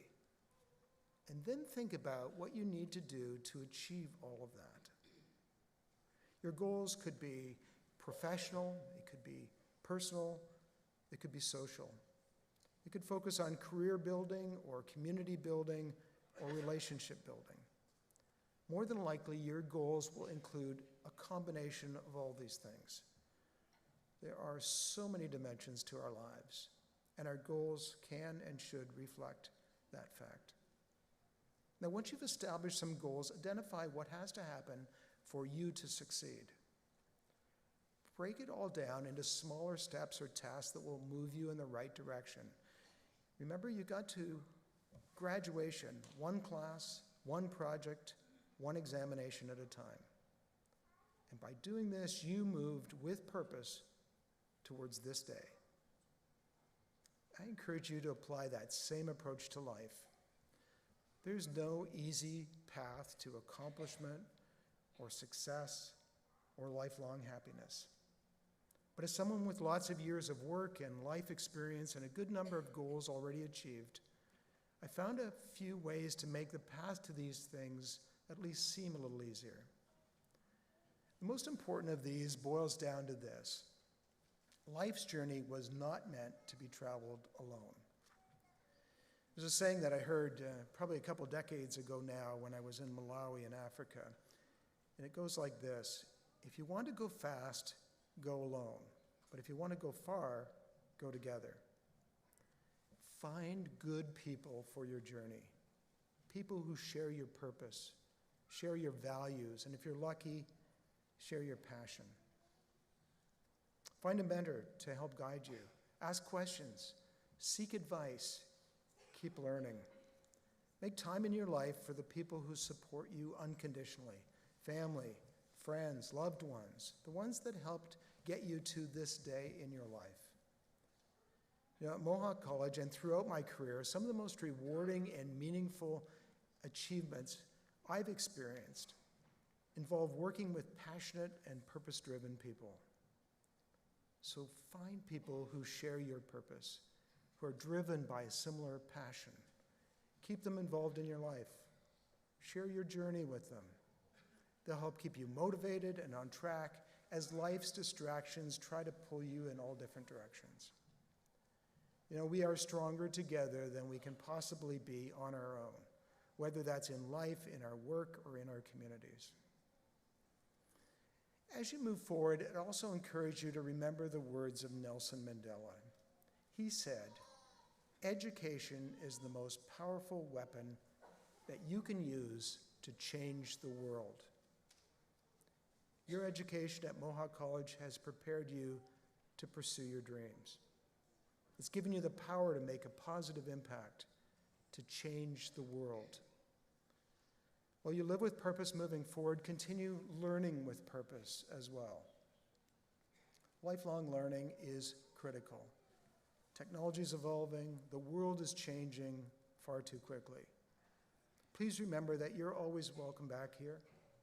This is your college, it's your community, and supporting you is our main purpose, and it's a privilege to do so. Graduates, we're truly proud of your accomplishments, and we're proud that we could support you on your journey to Convocation today.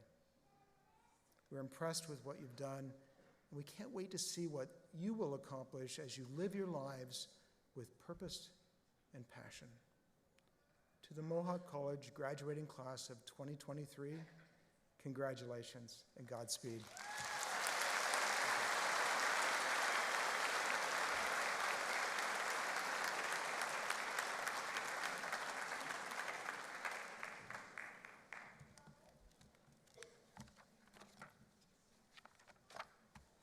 Thank you, President McCurley.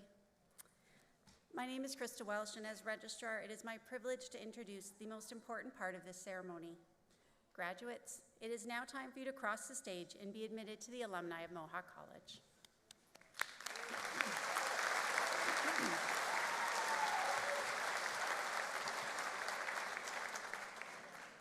As each person crosses the stage, their status as a Mohawk College graduate will be acknowledged with a lyre pipe, a medieval European symbol of academic achievement dating back to the 8th century. Awarding each graduate a lyre pipe highlights the achievement of excellence according to each student's chosen program and symbolizes that they are joining the international community of scholars. Vice President Academic Dr. Siebert Adamson will place the Mohawk College lyre pipe on the graduate's left shoulder, and they will then be congratulated by President McCurley. Convocation is always a time of celebration for our graduates and their families, and we encourage you to applaud and acknowledge your graduate as they cross the stage. Il me fait plaisir de souhaiter la bienvenue aux membres de la communauté francophone. La collation de grade est le moment idéal pour célébrer les exploits des diplômés, et je vous encourage d'applaudir lorsque votre diplômé traversera l'estrade. President McCurley. I now have the honor of presenting the candidates for graduation. The graduates have successfully completed the curriculum of their chosen program as required by the Mohawk College Board of Governors, and they have been recommended to be awarded their certificates and diplomas in recognition of their academic accomplishment. Therefore, I recommend that you confer their certificates and diplomas with all the honors, privileges, and responsibilities pertaining thereto. And on behalf of those graduates not here today, I further request that their certificates and diplomas be conferred on them in absentia. Thank you.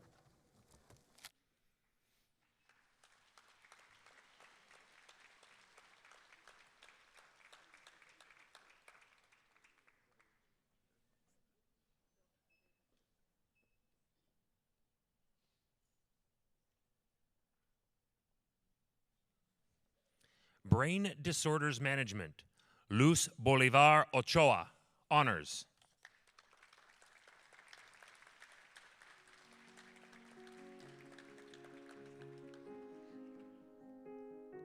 Sivaram Bhaskar, honors.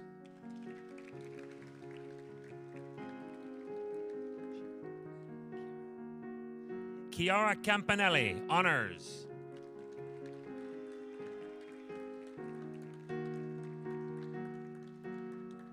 Sarah Downey, honors.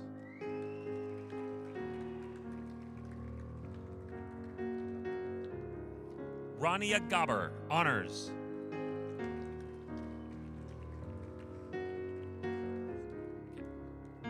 Ayush Parmar.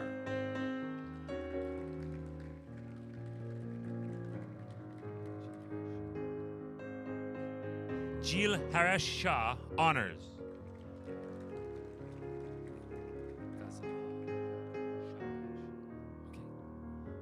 Ghazal Shabaksh, honors.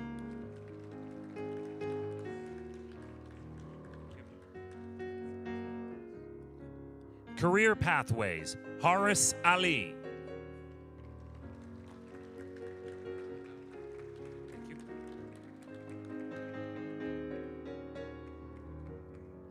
Mitchell Allenby.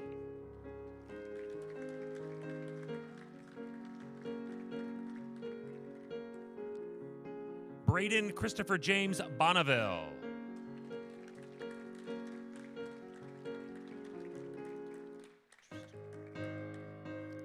Tristan Brown, honors.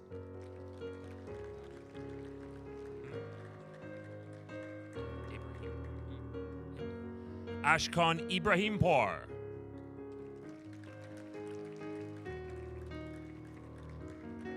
Antonio Fricano.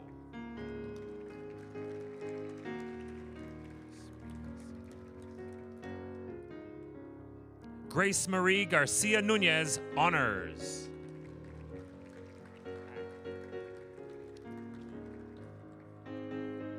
Guy Golan.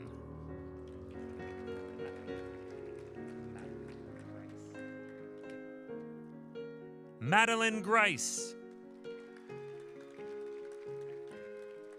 It's gonna be fun. Connor Hall.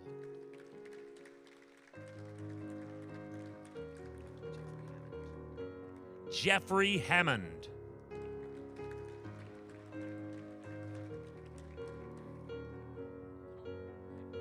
Emily Callback.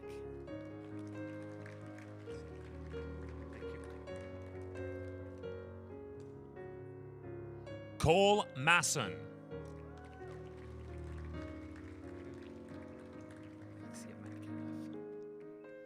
Alexia Metcalf.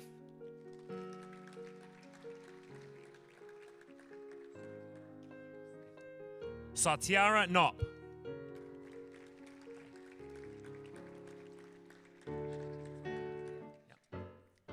Shanti Ramdial.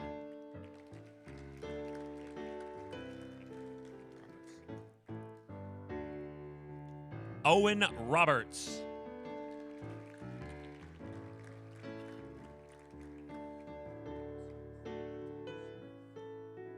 Jalen Teamoshunas.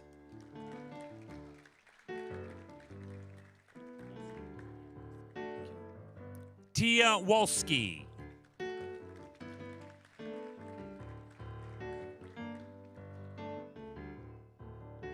Karen Young.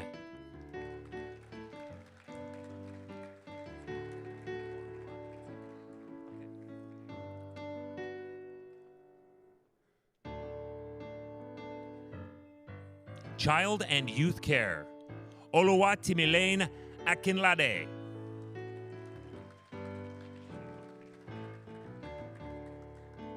With honors, Dima Alamiri.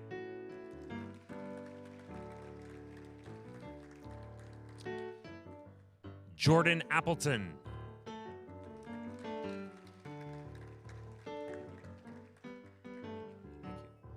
Mirella Avignoni, honors.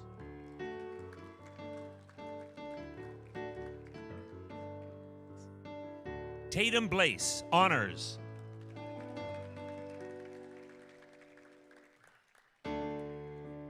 Abby Brown, honors.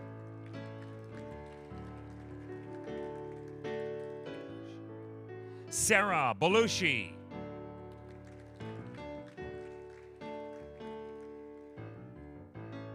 Victoria Kale, honors.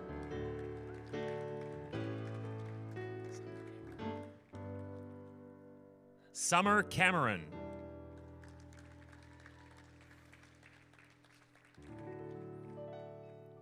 Jessica Diane Clark, honors.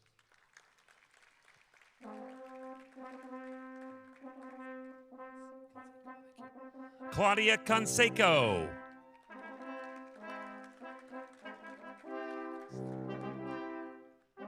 Haley Costa.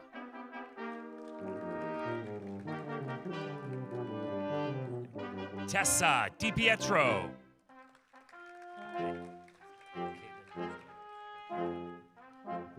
Caitlin Dosberg.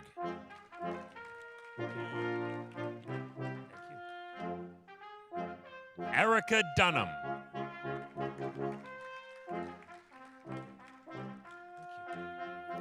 Nakaya Factor Marvin.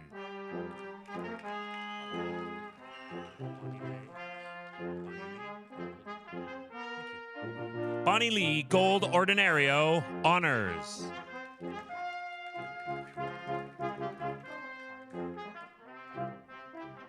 Harley Taylor Graham, honors.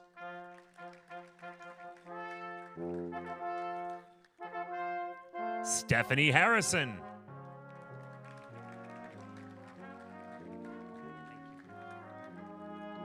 Kaylee Hill.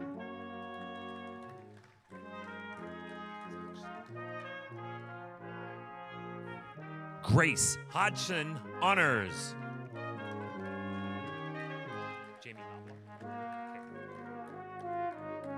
Jamie Knobloch.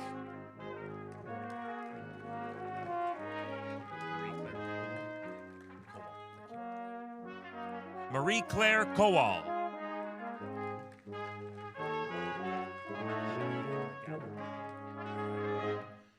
Cheyenne McGowan Whitwell.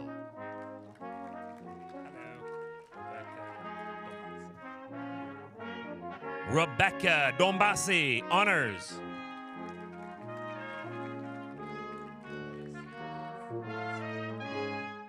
Hope Neves.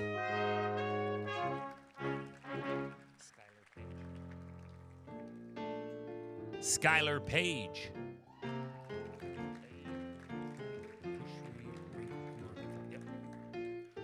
Kushi Rinkukumar Patel.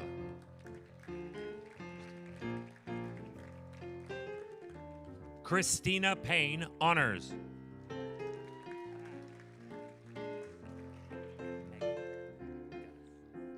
Megan Purvis.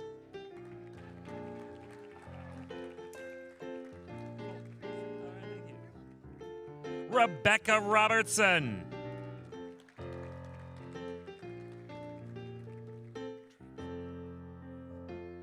Dream Saunders.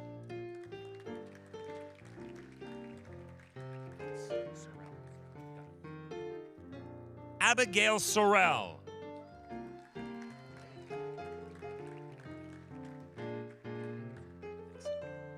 Megan Stark.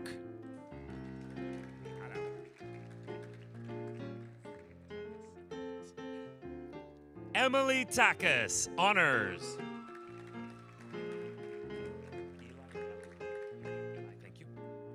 Eli Thompson, honors.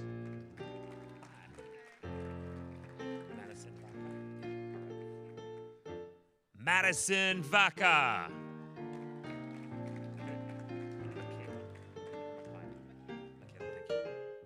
Michaela Wallace.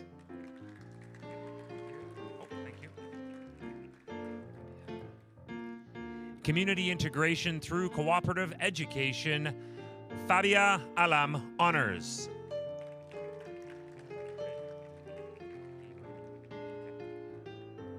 Gabriel Arciga.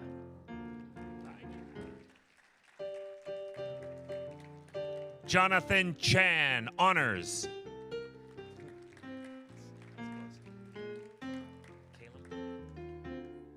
Callum Fox, honors.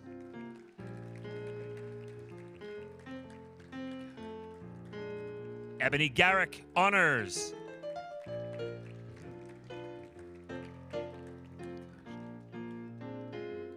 Akash Gill, honors.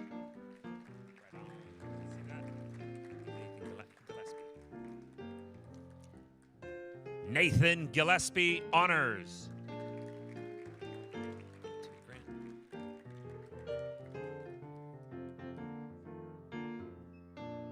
Timmy Grant, honors.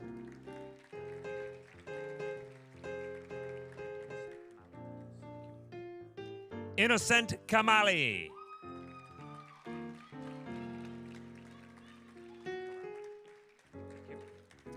Daniela Kerala.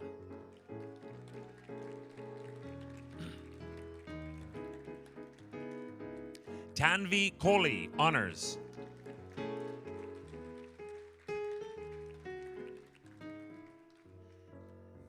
Nadinath Don, honors.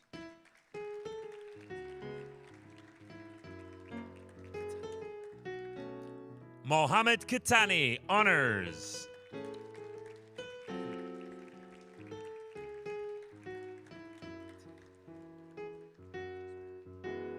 Carolina Laptev, honors.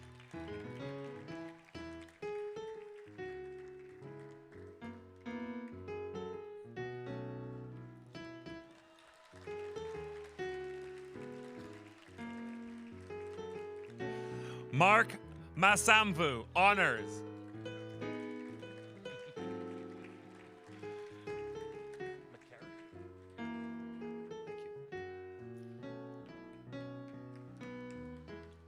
Bryson McCarricker, honors.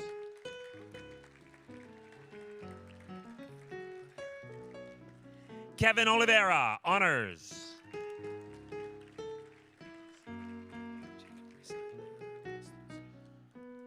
Jacob Ray Simon Postlins, honors.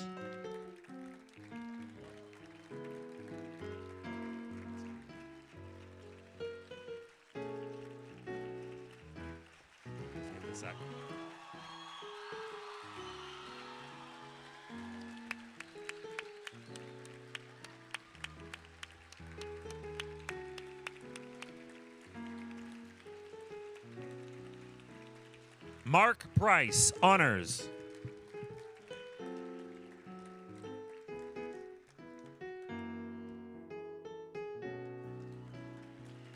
Diego Rosales, honors.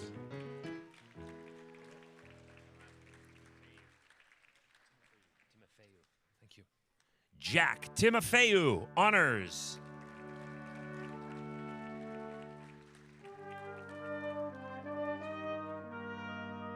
Jaden Wilson, honors.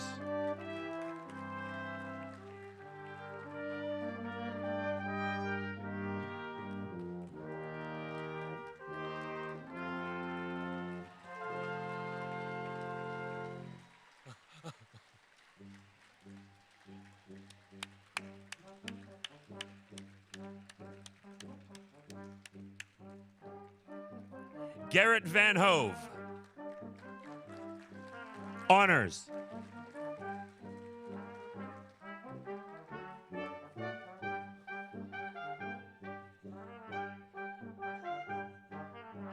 Early childhood education, Sadaf Almadzada.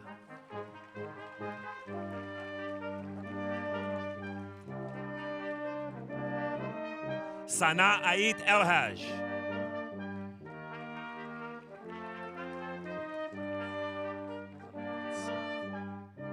Clemence Al-Shana, honors.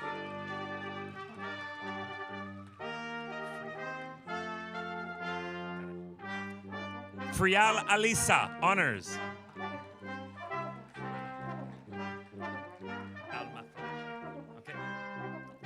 Manar Almaprachi, honors.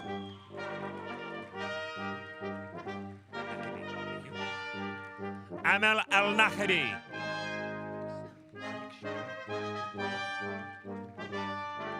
Aniksha.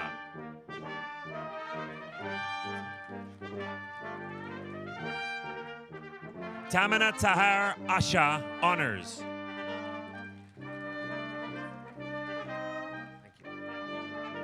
Manpreet Aitan.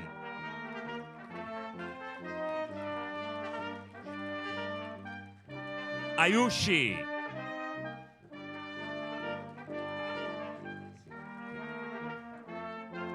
Maria Barba Jimenez, honors.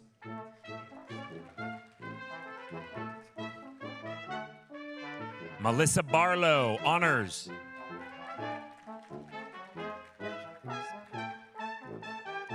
Tasha Vegas Blackmore, honors.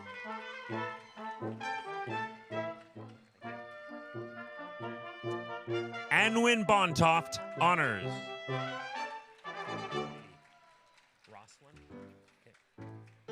Roslyn Bowker, honors.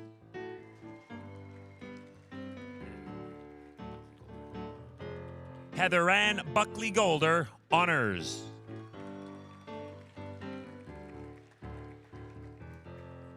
Tyler Kane.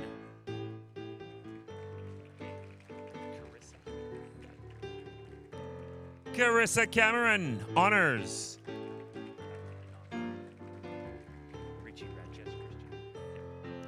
Richie Rajesh Christian, honors.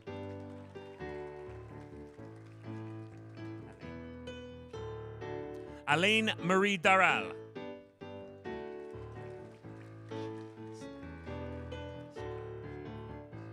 Sipra Dash, honors.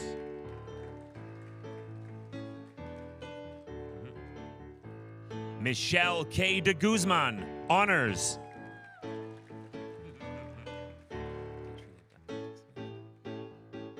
Katrina Dick Smith.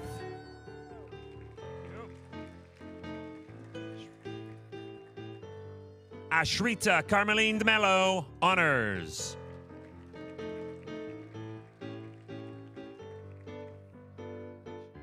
Ala El Hashi.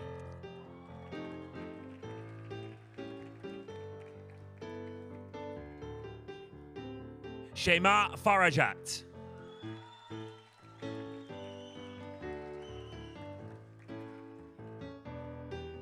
Patricia Ferguson, honors.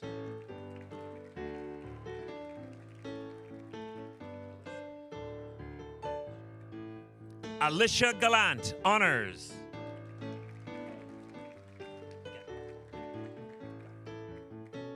Lisa Gandolfo, honors.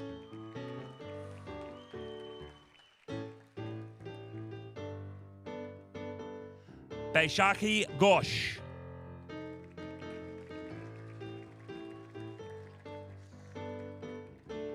Jody Grice, honors.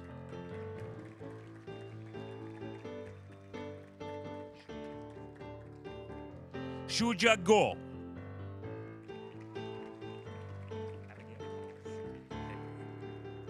Abigail Hawes, honors.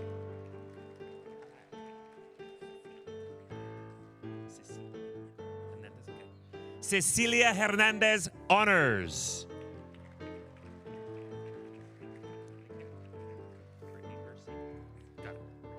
Brittany Hersey.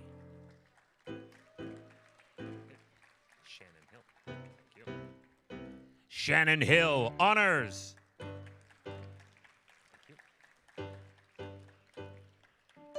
Himani, honors.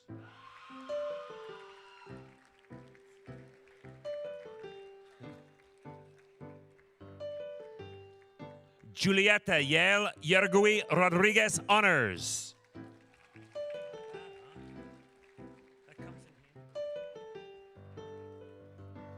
Min Suk Jo, honors.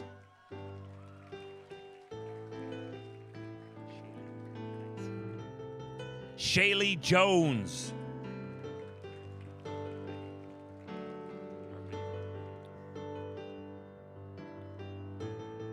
Arwinder Kaur.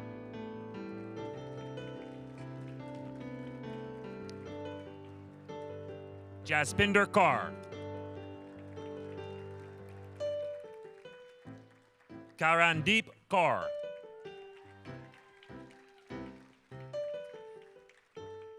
Tabmina Sumi Kazi, honors.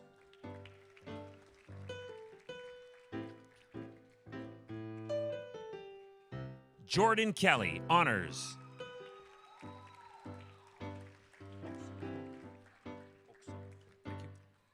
Okson Kim, honors.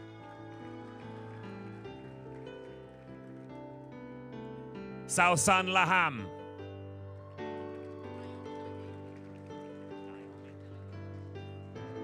Naomi Leslie. That's awesome.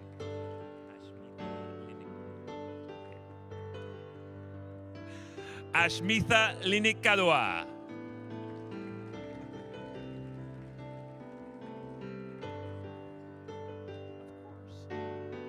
Paula Alejandra Lozano Brines, honors.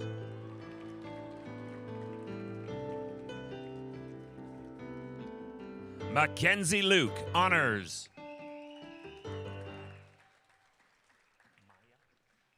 Maya Lynn, honors.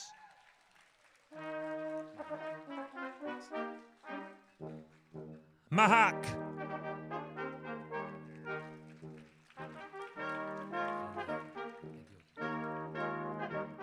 Melvina Edeogon.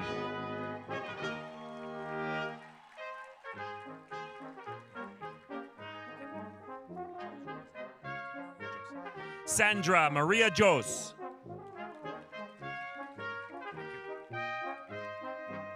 Amrit Parkar.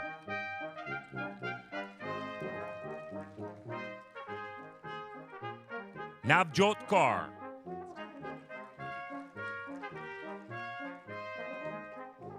Mandeep Kaur.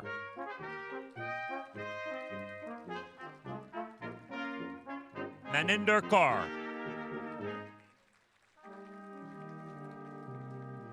Sarbjot Kaur. Ranjeep Kaur. Sabila Kassir, honors. Kamal Preet Kaur, honors.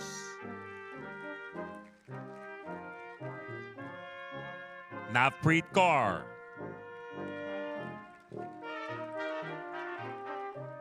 Sandeep Kaur.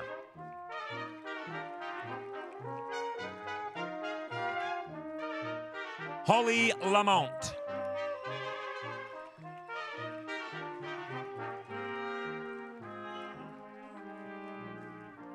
Naya Lobalu.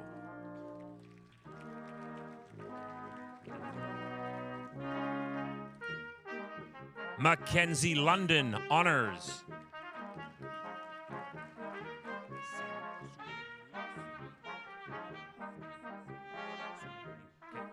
Sulin Liu, honors.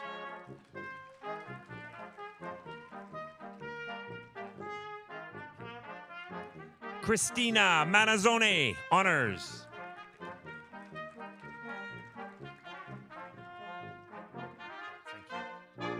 Faith Man Greenhall.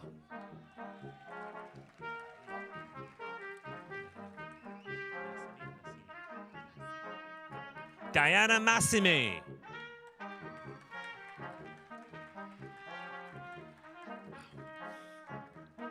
Noah Manoj.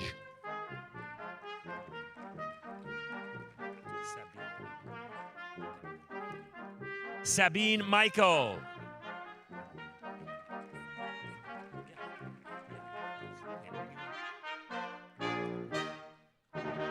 Camilla Nervis, honors.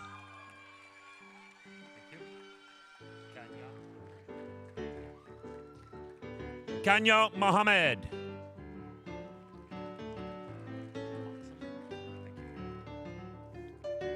Brittany Moxham.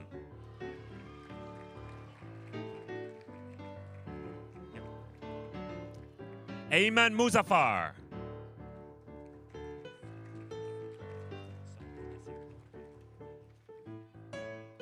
Sonia Nasir, honors.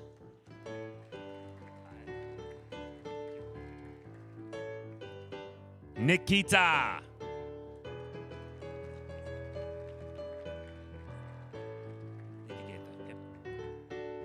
Vesti Nitigeta.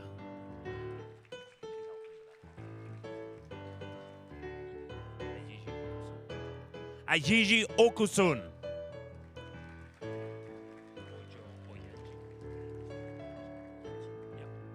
Joy Ojo Oyeji.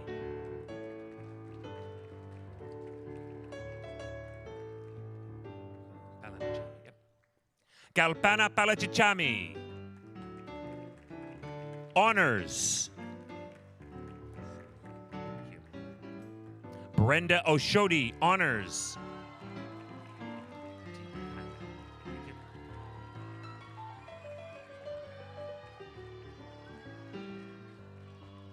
Deepa Pandey.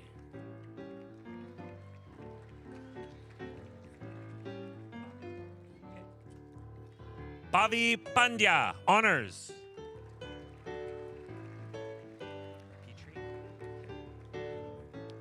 Angela Petrie.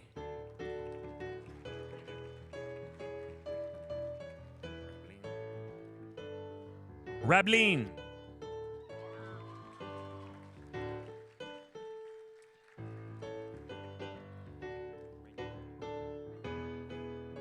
Megan Renwick.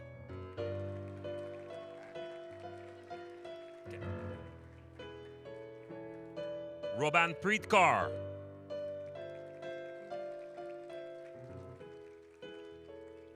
Adam Rollison, honors. Thank you. Jessica Rook, honors.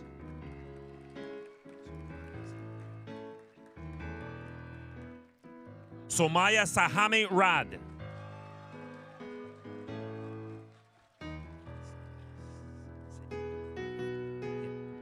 Lady Salah Sediel, honors.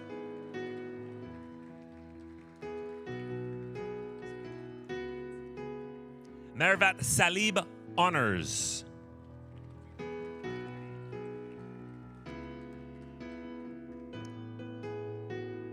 Abigail Santa.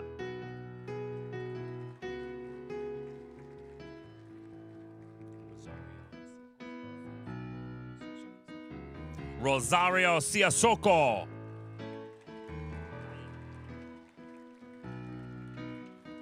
Abigail Simpson, honors. Elaine Smith, honors. Tessie Monica Stephen, honors.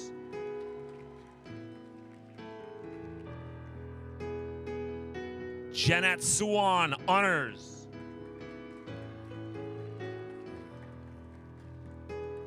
Andy Ordaneta, honors.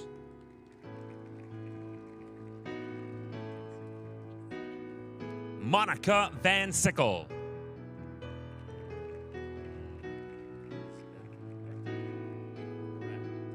Elizabeth Bartanian, honors.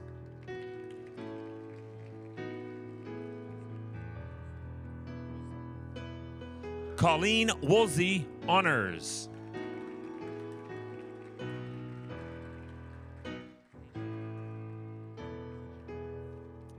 Peishan Wu, honors.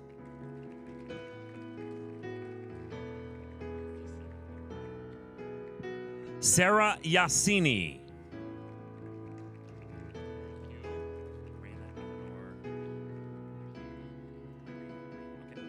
Educational support. Maria Reina Eleanor Aspreck, honors.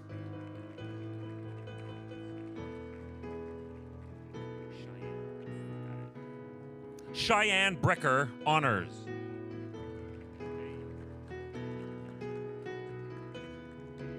Haley Budgen, honors.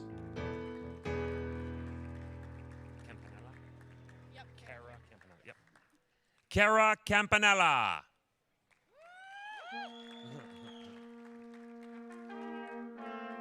Jennifer Campbell, honors.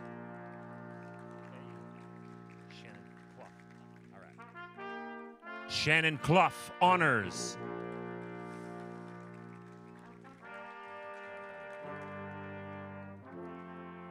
Mandeep Kaur Dhaliwal.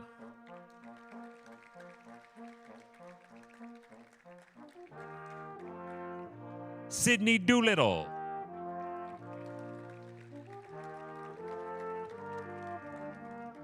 Jordana Gorter, honors.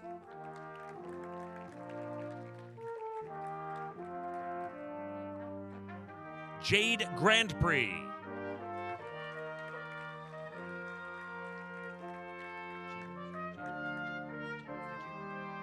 Melanie Jevons, honors.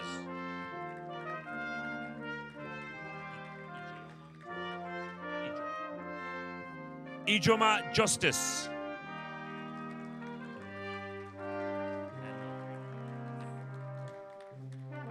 And Maltpreet Kaur.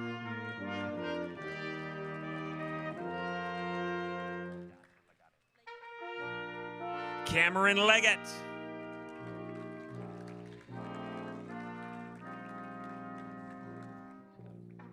Ebony Maracle.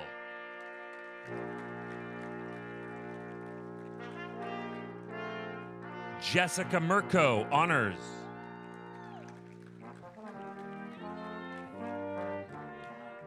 Claudia Moreno, honors.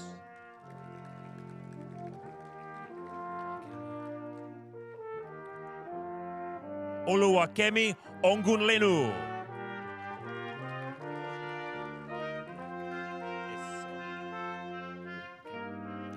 Esohi Oyayakwa, honors.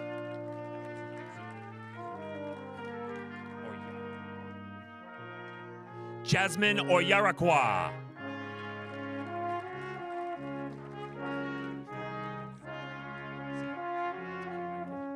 Samara Plume, honors.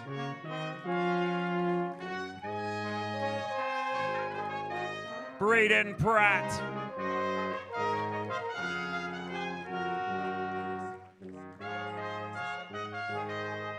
Alyssa Sagar, honors. Sarah Simpson, honors.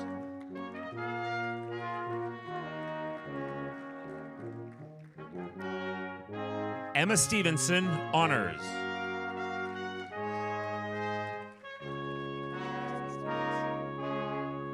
Kristen Stevens, honors.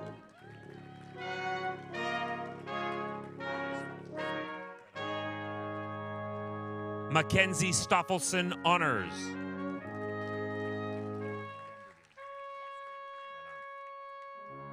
Nadia van der Veen, honors. Thank you, Wolsey. Gotcha. Jacob Wolsey.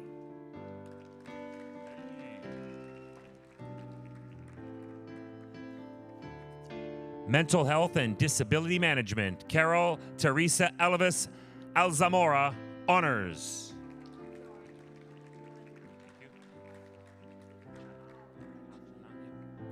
Marie El Chana, honors.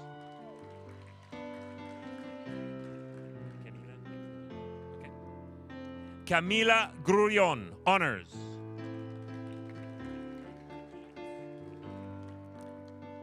Kyla Lance.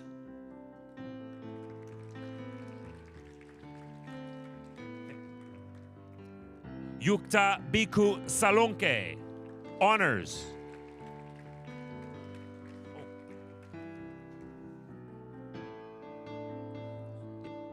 The last graduate this evening is Vidya Valukalati with honors.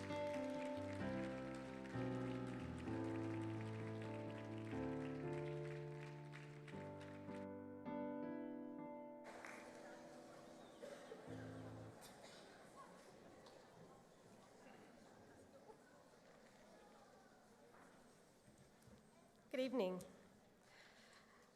As a member of the Board of Governors of Mohawk College of Applied Arts and Technology, and on behalf of the entire board, I have the honor of admitting today's graduates to Mohawk College's alumni community.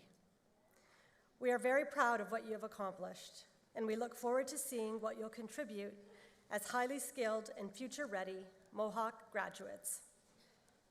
And now you will be welcomed into the alumni community of graduates of Ontario Colleges of Applied Arts and Technology, an honor bestowed only upon those who have met high standards of conduct and learning. Graduates, at this time, we ask that you please stand if you are able to do so.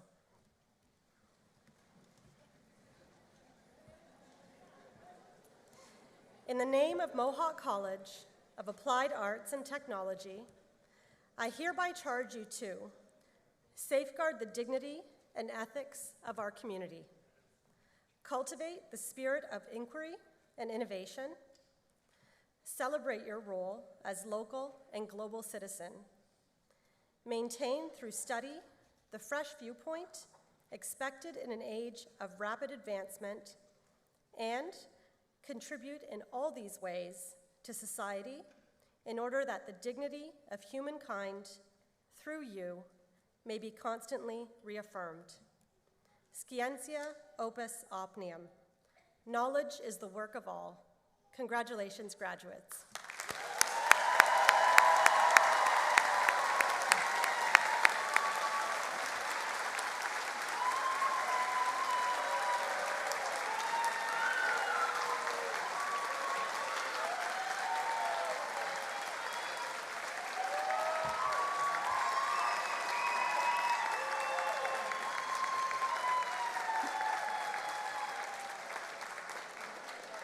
Please be seated.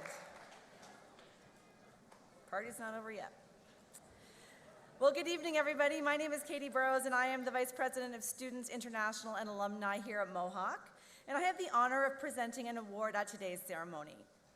Mohawk College is pleased to present a W.K. Warrender Award to a graduate of the Early Childhood Education program. This student is a recent immigrant from Brazil that came to Canada with her husband and 2 children. Her faculty describe her as one of the most determined they have ever seen. She faced many challenges, but never stopped working toward her dream, which was to work in a profession where she can care for and nurture young children while caring for her own family. She was always the first in her program to volunteer and never turned down an opportunity, no matter how busy she was at the time. During a global learning opportunities trip to the Dominican Republic, she was always there to pick up the slack and take on jobs no one else wanted or volunteered for. She showed herself to be a strong leader, yet she did it in a quiet and humble way. Despite the challenges of day-to-day life and how exhausting it is to be a mother and a full-time student, while volunteering and trying to find work, she was always grateful for every little thing that came her way. Please join me in congratulating Camilla Nervous.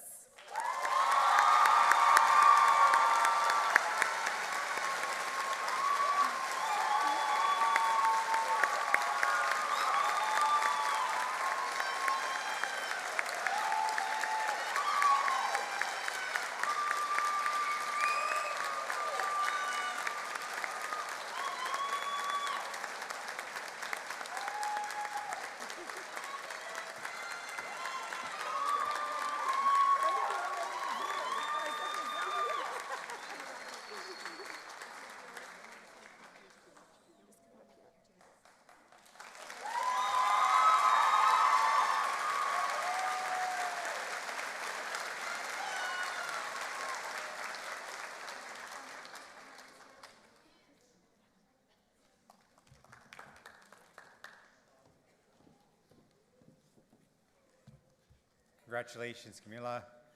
And once again, congratulations to the entire graduating class of 2023. A huge round of applause one more time.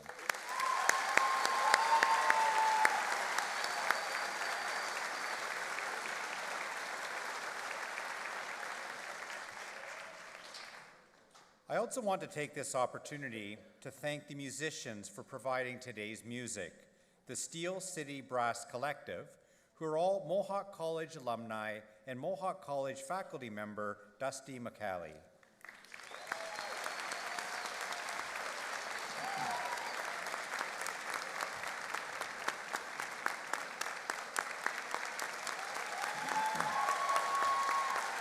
Good job, Dusty.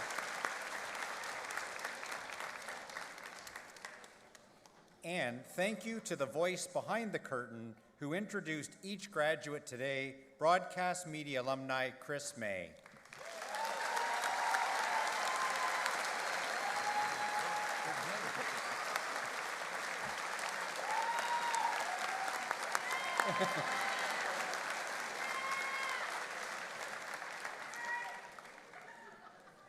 Graduate self-serve photo booths are available for you, your family, and friends to use following the ceremony behind the theater in the C-Wing hallway. Audience, please remain at your seats until all the graduates have left the theater.